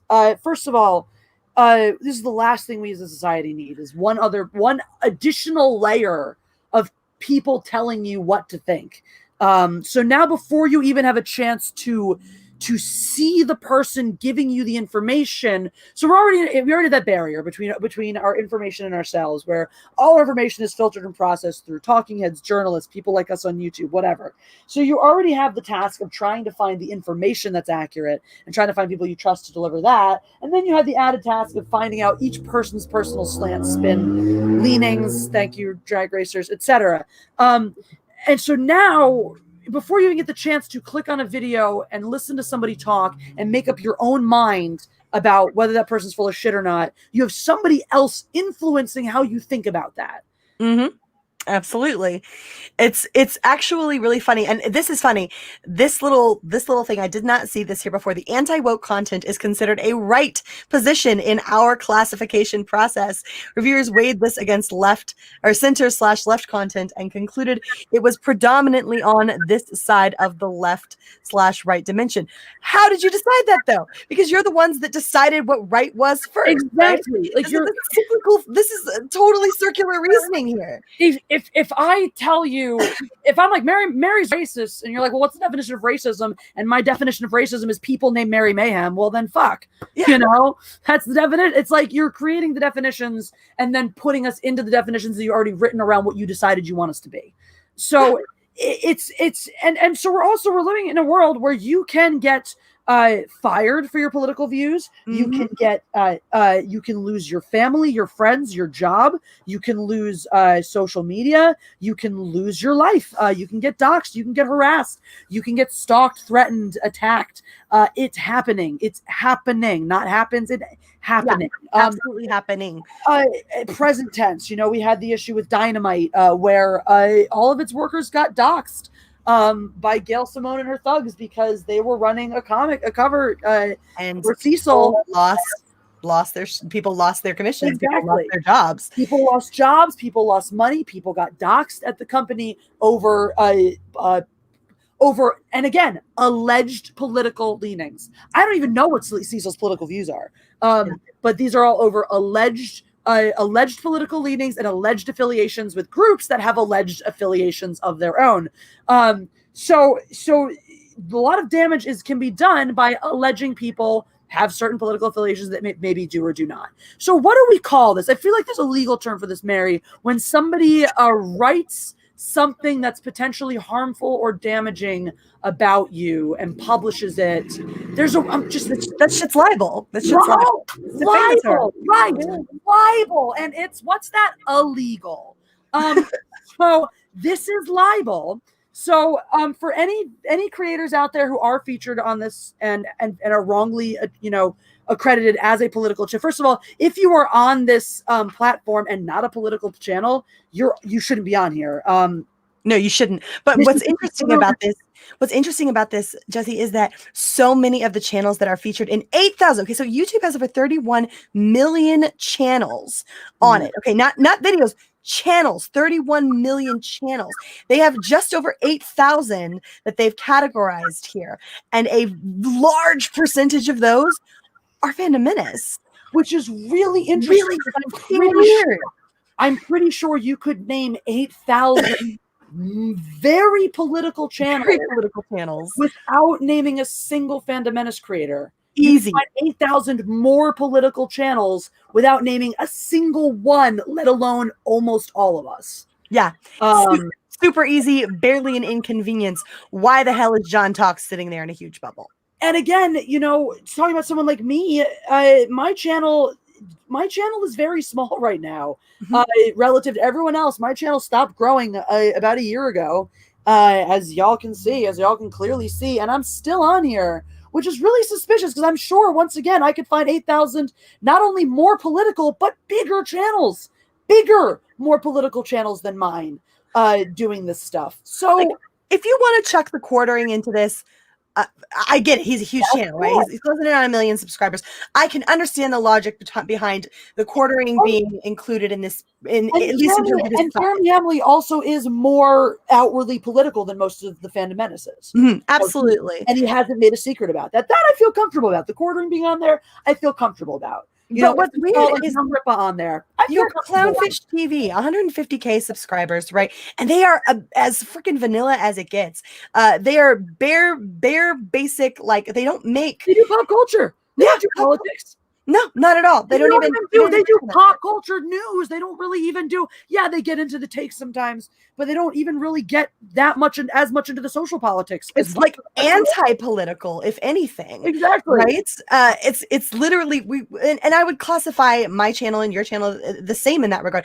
We are the antithesis of wanting it to be political. Our request is that you get it the fuck out of our entertainment. Exactly. I don't let people talk about politics on my channel. We don't talk about politics. The thing is, everything's politics now. Everything is politics. So the bottom line is, and again, anybody whose channel's featured on this or knows another creator whose channel has been featured on this and is wrongly categorized as anything, right, left, anti this, something that, this is libel. These are things that can hurt our future job prospects, that can affect our opportunities, our networking opportunities, that can cause us to be doxxed, stalked, or otherwise harassed. So this is libel. There is demonstrable harm that comes from posting this misinformation about us, and it shouldn't be tolerated. So I'm very serious about this too. And I'm very serious about, and this extends to you, Mary, and any other creators who might be interested. I'm very serious about getting a coalition of creators together and talking to a lawyer.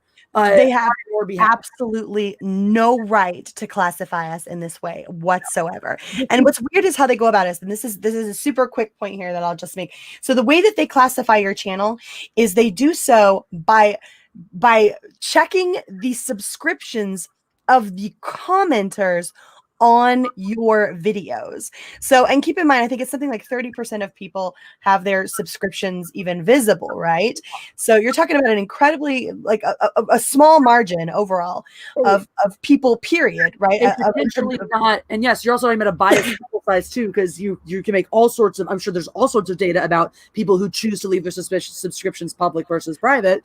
Absolutely. That confounds your methodology. But the point is that they use these methods use a self-supervised learning approach that leverages the public subscription pages of commenters. So the way that they decide what side of the aisle you sit on as a content creator is based solely on what subscriptions your commenters hold. So since most of Shitpancakes, if not all of his subscribers, are my subscribers, is Shitpancake going to get labeled as an anti-woke? Shitpancake has a political leaning now. It's going to get labeled as an anti-woke right-leaning channel because of the regardless of anything said on in the actual content itself, it doesn't matter. That's so stupid. Via this method, you are required to have a political leaning. You can be completely anti-political, but via this system, you will be assigned one regardless. So you can have a political show where your entire purpose is to equally measure and equally represent both sides, and you will still get sorted by this metric based on who happens to watch you more, whether 51% of your viewers happen to be Republican or Democrat. It's so reductive. It's via this method. If you are majority hate watched by people who disagree with you and are simply there to shit talk you in your comment section, you can still be labeled the exact opposite of what you are. It feels like we're building train tracks towards a cliff. Everyone sees the cliff and goes, oh, hey, look, there's a cliff. What should we do about that cliff? I don't know. Let's just keep building and find out when we fall to our deaths. Where the fuck do you think this train is going? It's really bizarre to me that this is the method they chose to go, and it's so in opposition to anything that makes logical sense when going to procure data and procure a decision on something.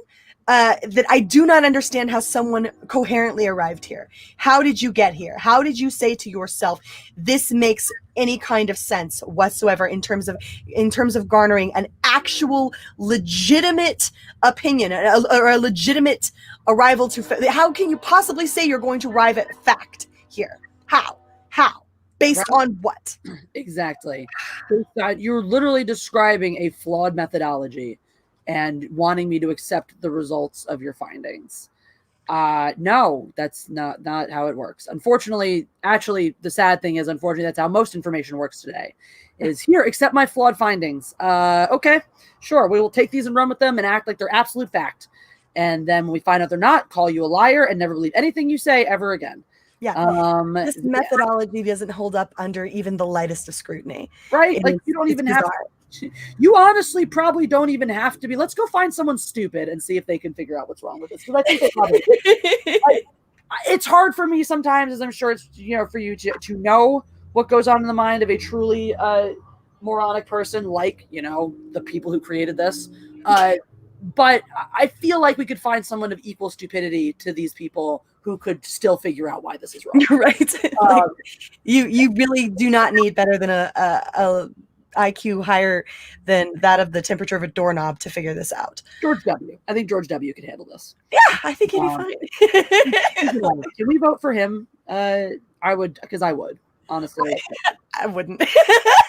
Straight up. And this was, I despise him a lot, but I miss him. True, but that just goes to show how far the standard is at this right? point. How far we gone? It's like, God damn. I do though. Look. The thing is, here's the thing: is all we need is a competent VP, and there's nothing wrong with the W. He just doesn't do anything. You just need an evil mastermind who just wants us all to get along and have nice things instead of funding oil and big business. Give the guy a Rubik's Cube, and he will be occupied for days. Exactly. This paragraph and ask him to come back when he's figured out what's wrong with it, and then you and I will go run the country in the meantime. I feel like that's a legitimate plan. I do too. Done. I feel like we've solved the election. Let's just call it W. We'll have to make him pretend he's someone else since he's breached his term limit, but it'll be fine. I don't mind. I'll go sit up there and look. Bend the rules. Look, I would happily play with a Rubik's Cube for 4 or 5 days. Yeah, and take a seat, right? Like you can do all the heavy lifting. Honestly, though, if we can confirm a Supreme Court justice in like 2 weeks, I'm pretty sure we can amend the Constitution to allow W to run again for the election. I feel like we can get this done. Because other than that, I'm all for it. Mayhem milestone. You can sit up front with the Rubik's Cube, and I'll do the heavy lifting behind the scenes. I like that. I love colors. Colors are great. Just start swapping. See, I've already got my George W. impersonation down pat. Fucking love it. You got to get your shoe dodging skills on point, and then we can talk. And work on your pronunciation of the word nuclear and strategery. Strategery. Why have Kofifi when you could have strategery? Oh my god, that's amazing. Is it Kofifi? I thought it was Kafefe. Kafefe? I've always heard Kofifi. Kafafa? Kofifi? Kafefe. I like Kafefe. I don't know. I kind of like Kafefe better just because it rolls off the tongue a little easier. It's very floofy. It feels like something I want to drink in the morning. Let me get my hot cup of Kafefe. Kafefe? Oh god. I'm gonna get an animal and name it Kafefe. How many like cats and dogs do you think are named Kafefe right now? Oh my god, I don't know, but I'll bet there's a lot. And do you think it's more or less than the number of pets named COVID? I would hope that it was more. I would hope so too, but I do feel like there's going to be some set of I don't know, whatever we're going to call this next generation. Probably the post-COVID gen. COVID feels so morbid. Like, I would never name my animal COVID. It feels so morbid to me. There's going to be some parent who gives birth to twins this year who named their children COVID and Corona. Guaranteed. Guaranteed. I think I know like 3 people who are already prime candidates for that. There's also at least a few like hamsters or something where like the 3-year-old has heard the parents talking about COVID this whole time and goes, let's name it COVID, mommy. And mommy goes, oh, maybe we should do. No, it's COVID. Okay, Timmy, it's COVID. Now your fucking hamster's named COVID. Look, friends had it. That's why my friend had a girl cat named Hot Wheels, because her little brother, that was the one he got to name, and he wanted to name it Hot Wheels and could not be disavowed of this notion no matter what. I mean, like, I feel like that's legit coming from a 3-year-old, though, right? That's how we wound up with a dog named Muppy. Because my sister was running in one morning to go watch the Muppet Show, and my parents had got her a puppy as a surprise. And so when she comes running into the show, running in to watch the Muppets, she stops midway through screaming Muppets and says puppy. So she says Muppy. That's dog. She could not be dissuaded after that. It was Muppy, and that's all there was to it. That's actually super cute.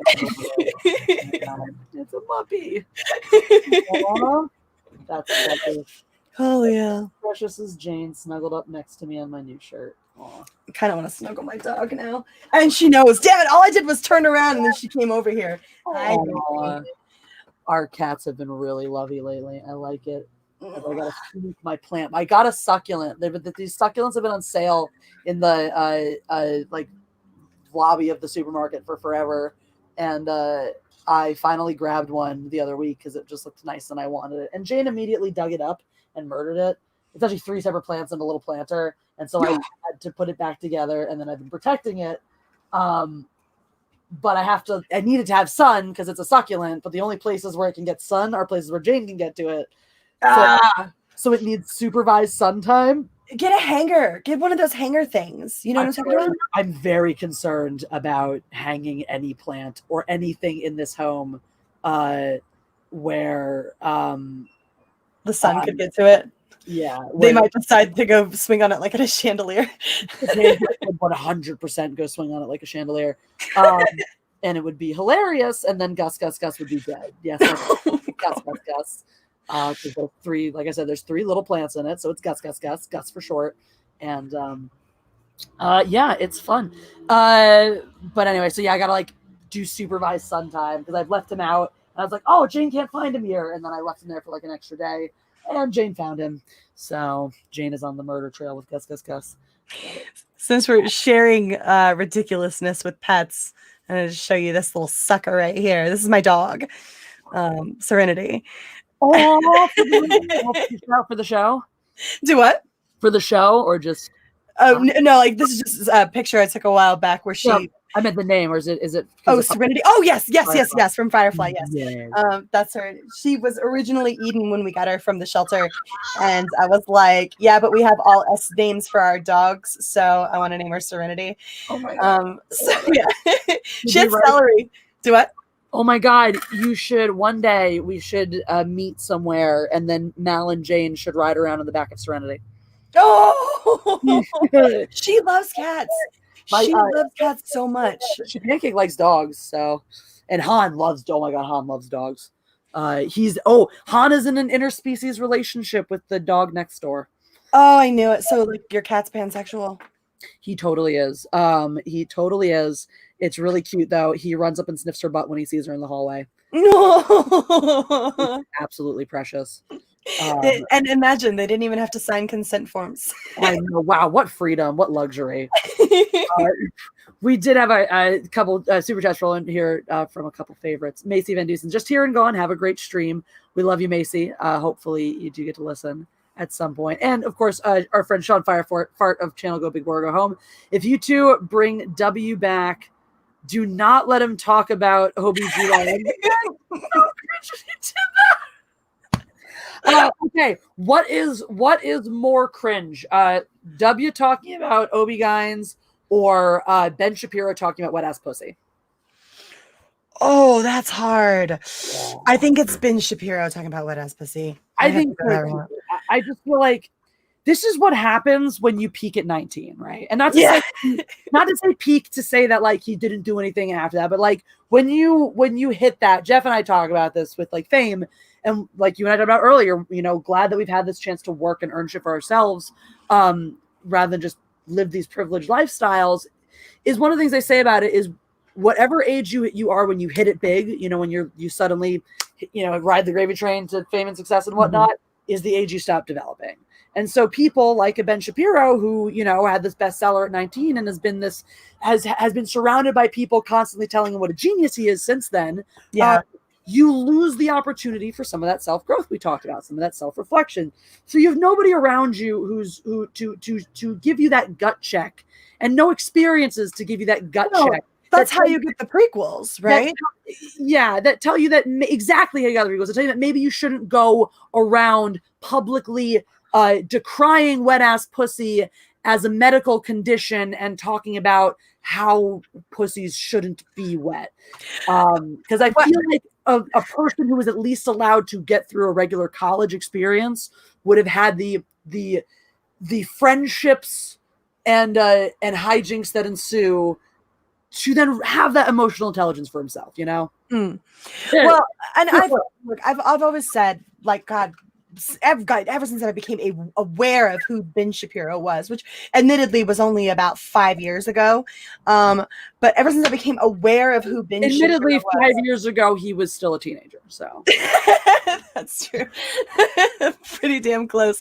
But like I've always felt like he had this sort of, as much as I agree with him on a lot of the things that he says, right? And I think that he's technically correct. He's also very pompous and he's very smug. And he comes across as someone who is genuinely incapable of listening to someone who simply doesn't agree with him. And so in that regard, sometimes I sort of cringe at Ben because I'm just sitting over here like, yeah, I get it. You're iconic and you're the voice for a lot of people. And they feel like you can articulate things that they wish that they could articulate. And I get that and everything, but you're also kind of a douchebag. So actually, I feel the exact same way. I'm with you 100%. There's some things he says I very much agree with. There's some things he says I very much don't. And there are other things very much so about his presentation where you're spot on the money. He reads like someone who speaks with absolute authority because his worldview has never been challenged. And so some of that arrogance just comes from this unrealistic experience of the world, where you've always have, ever since your voice has been considered, you've been surrounded by people agreeing with you and telling you you're right. Yeah. So it just keeps inflating and inflating and inflating. You just assume everything you say is right, which again leads you to incredible gaffes, like publicly insisting that having a wet pussy is a bad thing. I'm so sorry, Ben Shapiro, to you and your wife and your sex life. Oh my God, right? Right? I'm like, that poor woman. Right? At the same time, though, like, she married him, so you got to wonder, like, maybe she's the same kind of person, I mean, I don't know. Then I feel bad for her because she has never experienced life in a way that would open those horizons for her. I feel bad for both of them because exactly that, because this being thrust into stardom, from such a young age for him does mean that he's, and probably always, unless he has some kind of reckoning later in his life, will always be closed off from the possibility of new experiences. I don't just mean like going new places, but like new thought experiences, new that experience of having your eyes open to something new, Right. He's not never that there's anything wrong with inherently being just a sort of vanilla person, but you should be open to the kind of notion that everybody can be enjoying themselves, at least, right? Like,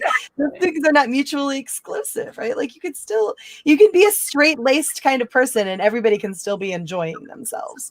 Exactly. I mean, take like Jeremy, for example. Jeremy is totally stick in the mud when it comes to partying. And more power to him. On the whole non-drinking thing, I mean, like, I drink like a fish sometimes, right? Mm-hmm. Like I'm well, you and I, shit, we've had some nights where we've gone at it. But I totally respect the fact that Jeremy isn't a drinker, and it's probably the wiser decision of the two, right? Yeah. But on top of that too, though, I mean, you have someone like Jeremy who's very conservative about a lot of these kinds of things, who's very old-fashioned, but a lot of his viewpoints, and still, first of all, one is very sex positive, because who doesn't enjoy sex, and two, doesn't hate any of us or look down on us. That's the thing, is like, you can, and I think that's part of when you're Ben Shapiro and don't have challenged viewpoints versus someone like I'll just go with Jordan Peterson. Jordan Peterson, even though he gets lumped in the same category, he's Canadian. He's far less conservative than Ben Shapiro is. But someone like a Jordan Peterson who also, is listened to and speaks a lot, but is older, wiser, has a lot more experience, speaks with an authority of saying, I believe my way is the right way, but doesn't like, and he's another one who does rub me the wrong way a little bit because he does have that same air of I think my way is the only way, but the difference is, and I think that does come from the age and experience, is Jordan Peterson doesn't feel like he's looking down on you. Right. He doesn't feel as combative, really. Yeah. He doesn't feel like he's looking down on you for not agreeing with him, whereas Ben Shapiro does, Yeah, absolutely. Ben Shapiro definitely comes across as an elitist type of person, whereas I would say, and I have nothing but mad respect for Jordan Peterson from my end, mainly because I feel like the guy is I think he's a very genuine person, even if he is self-assured. I believe he sat and reflected. I believe he has absolutely done the footwork to get there, and I believe he is where he is in terms of his ideology because he has sat with himself and sorted it out, worked it out.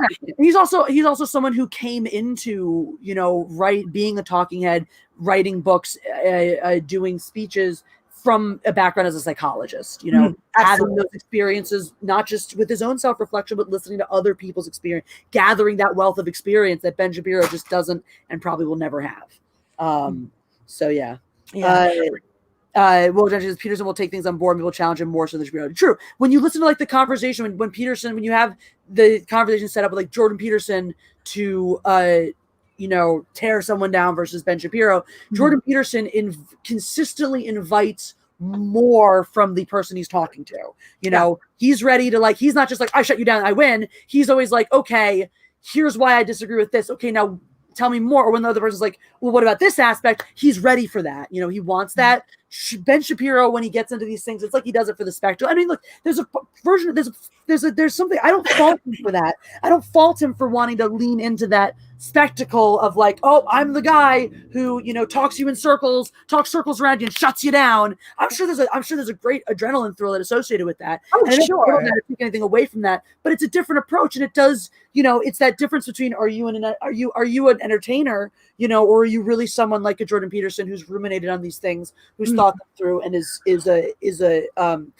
really an educator. He's far more pleasant. He's way more congenial, right? Like for example, that interview that he did over in England or Britain or wherever the hell it was, that news review, or that news interview that he did with that lady who was ridiculous. So what you're saying is right. He was very congenial with her. Did you ever see that interview? You know what I'm talking about, right? I think I have. Yeah. The one where she kept interrupting him and saying, so what you're saying is, and then completely spun it into something different. And he took it in such stride. And she kept asking, the topic eventually turned it over to trans. And she asked him, you know, what made him think that he had the right to challenge, to make people uncomfortable in that way by questioning that sort of, and he said, well, for the same reason that you have the right to sit here and make me uncomfortable, because you're poking to dig and get at the truth, and more power to you. So he completely flipped it on her, right? Yeah. He completely, and he literally points out this thing she's been doing to him the entire interview.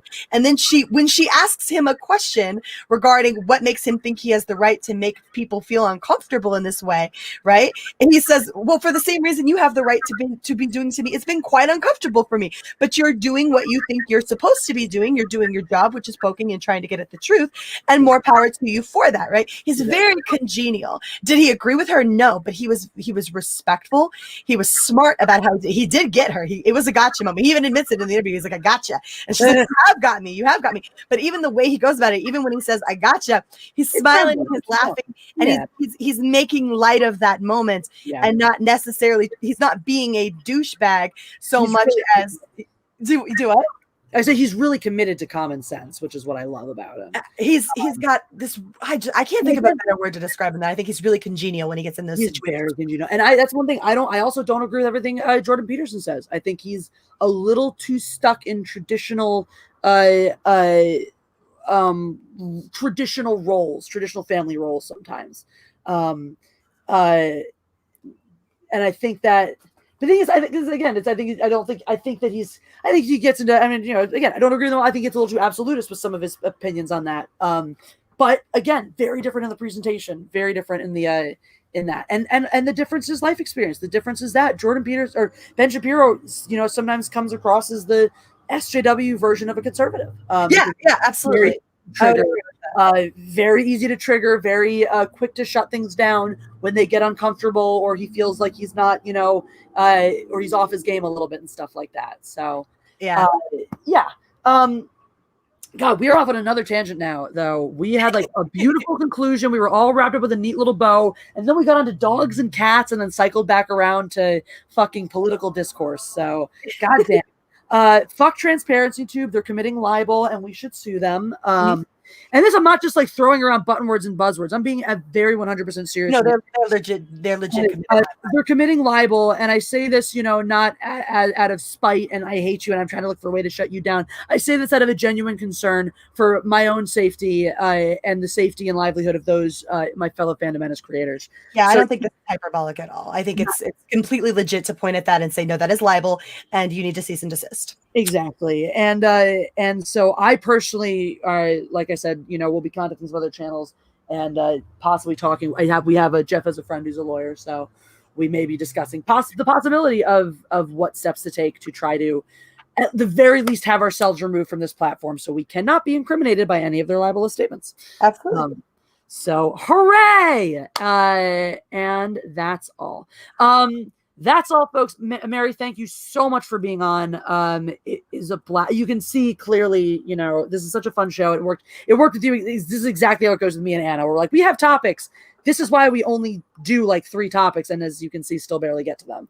So always a pleasure to talk to you. Always a fun time. I know we do have to get going because you have another show coming up. You might want a little bit of time to prep for that. I've had such a blast here with you today, though. I wouldn't change a thing. I've had a blast. It's been so much fun. We will be back. Matriarchy will be back on Mindless Entertainment next week. We'll be back in our regular rotation. Anna will be joining us, but definitely look for Mary on this channel again, and look for me on Mary's, at times in the near future, because we love each other. Absolutely. If you guys haven't, if they haven't had enough of me, they can pop on over to my channel. I'll be going live here in a little under an hour. Absolutely. I don't know if you've noticed, that's been one of the one benefit of the fact that Anna and I tend to start like an hour late and go very late in ours, is that you've usually started your stream by the time we finish up, and then we stream raid you. Yeah, I saw that. I was so excited. I was like, yes! Yeah. So Hi, everybody. Whenever we bleed over, we like to send our people your way. So everyone else, you guys have a nice little chunk of time to, go to the bathroom, get a drink, get a snack, settle yourselves in, get comfortable, and then tune into Mary Mayhem for her wonderful stream. And then come back here next week. And come back here tomorrow for Thirsty Thursday, where we get fucked up for fun. Oh, hell yeah. It's great. Also, follow She Pancake. I meant to post this earlier when I was doing the voice and be like, guys, if you want to know what the fuck I'm talking about. But there it is. So to the mindless mob, you guys are great. Mary, any last words you want to say to the mindless mob? Drive safe. Awesome. Excellent. And as of last night, we have a new sign off here on the channel, and it's God Emperor signing off and reminding everybody that practice makes wrong.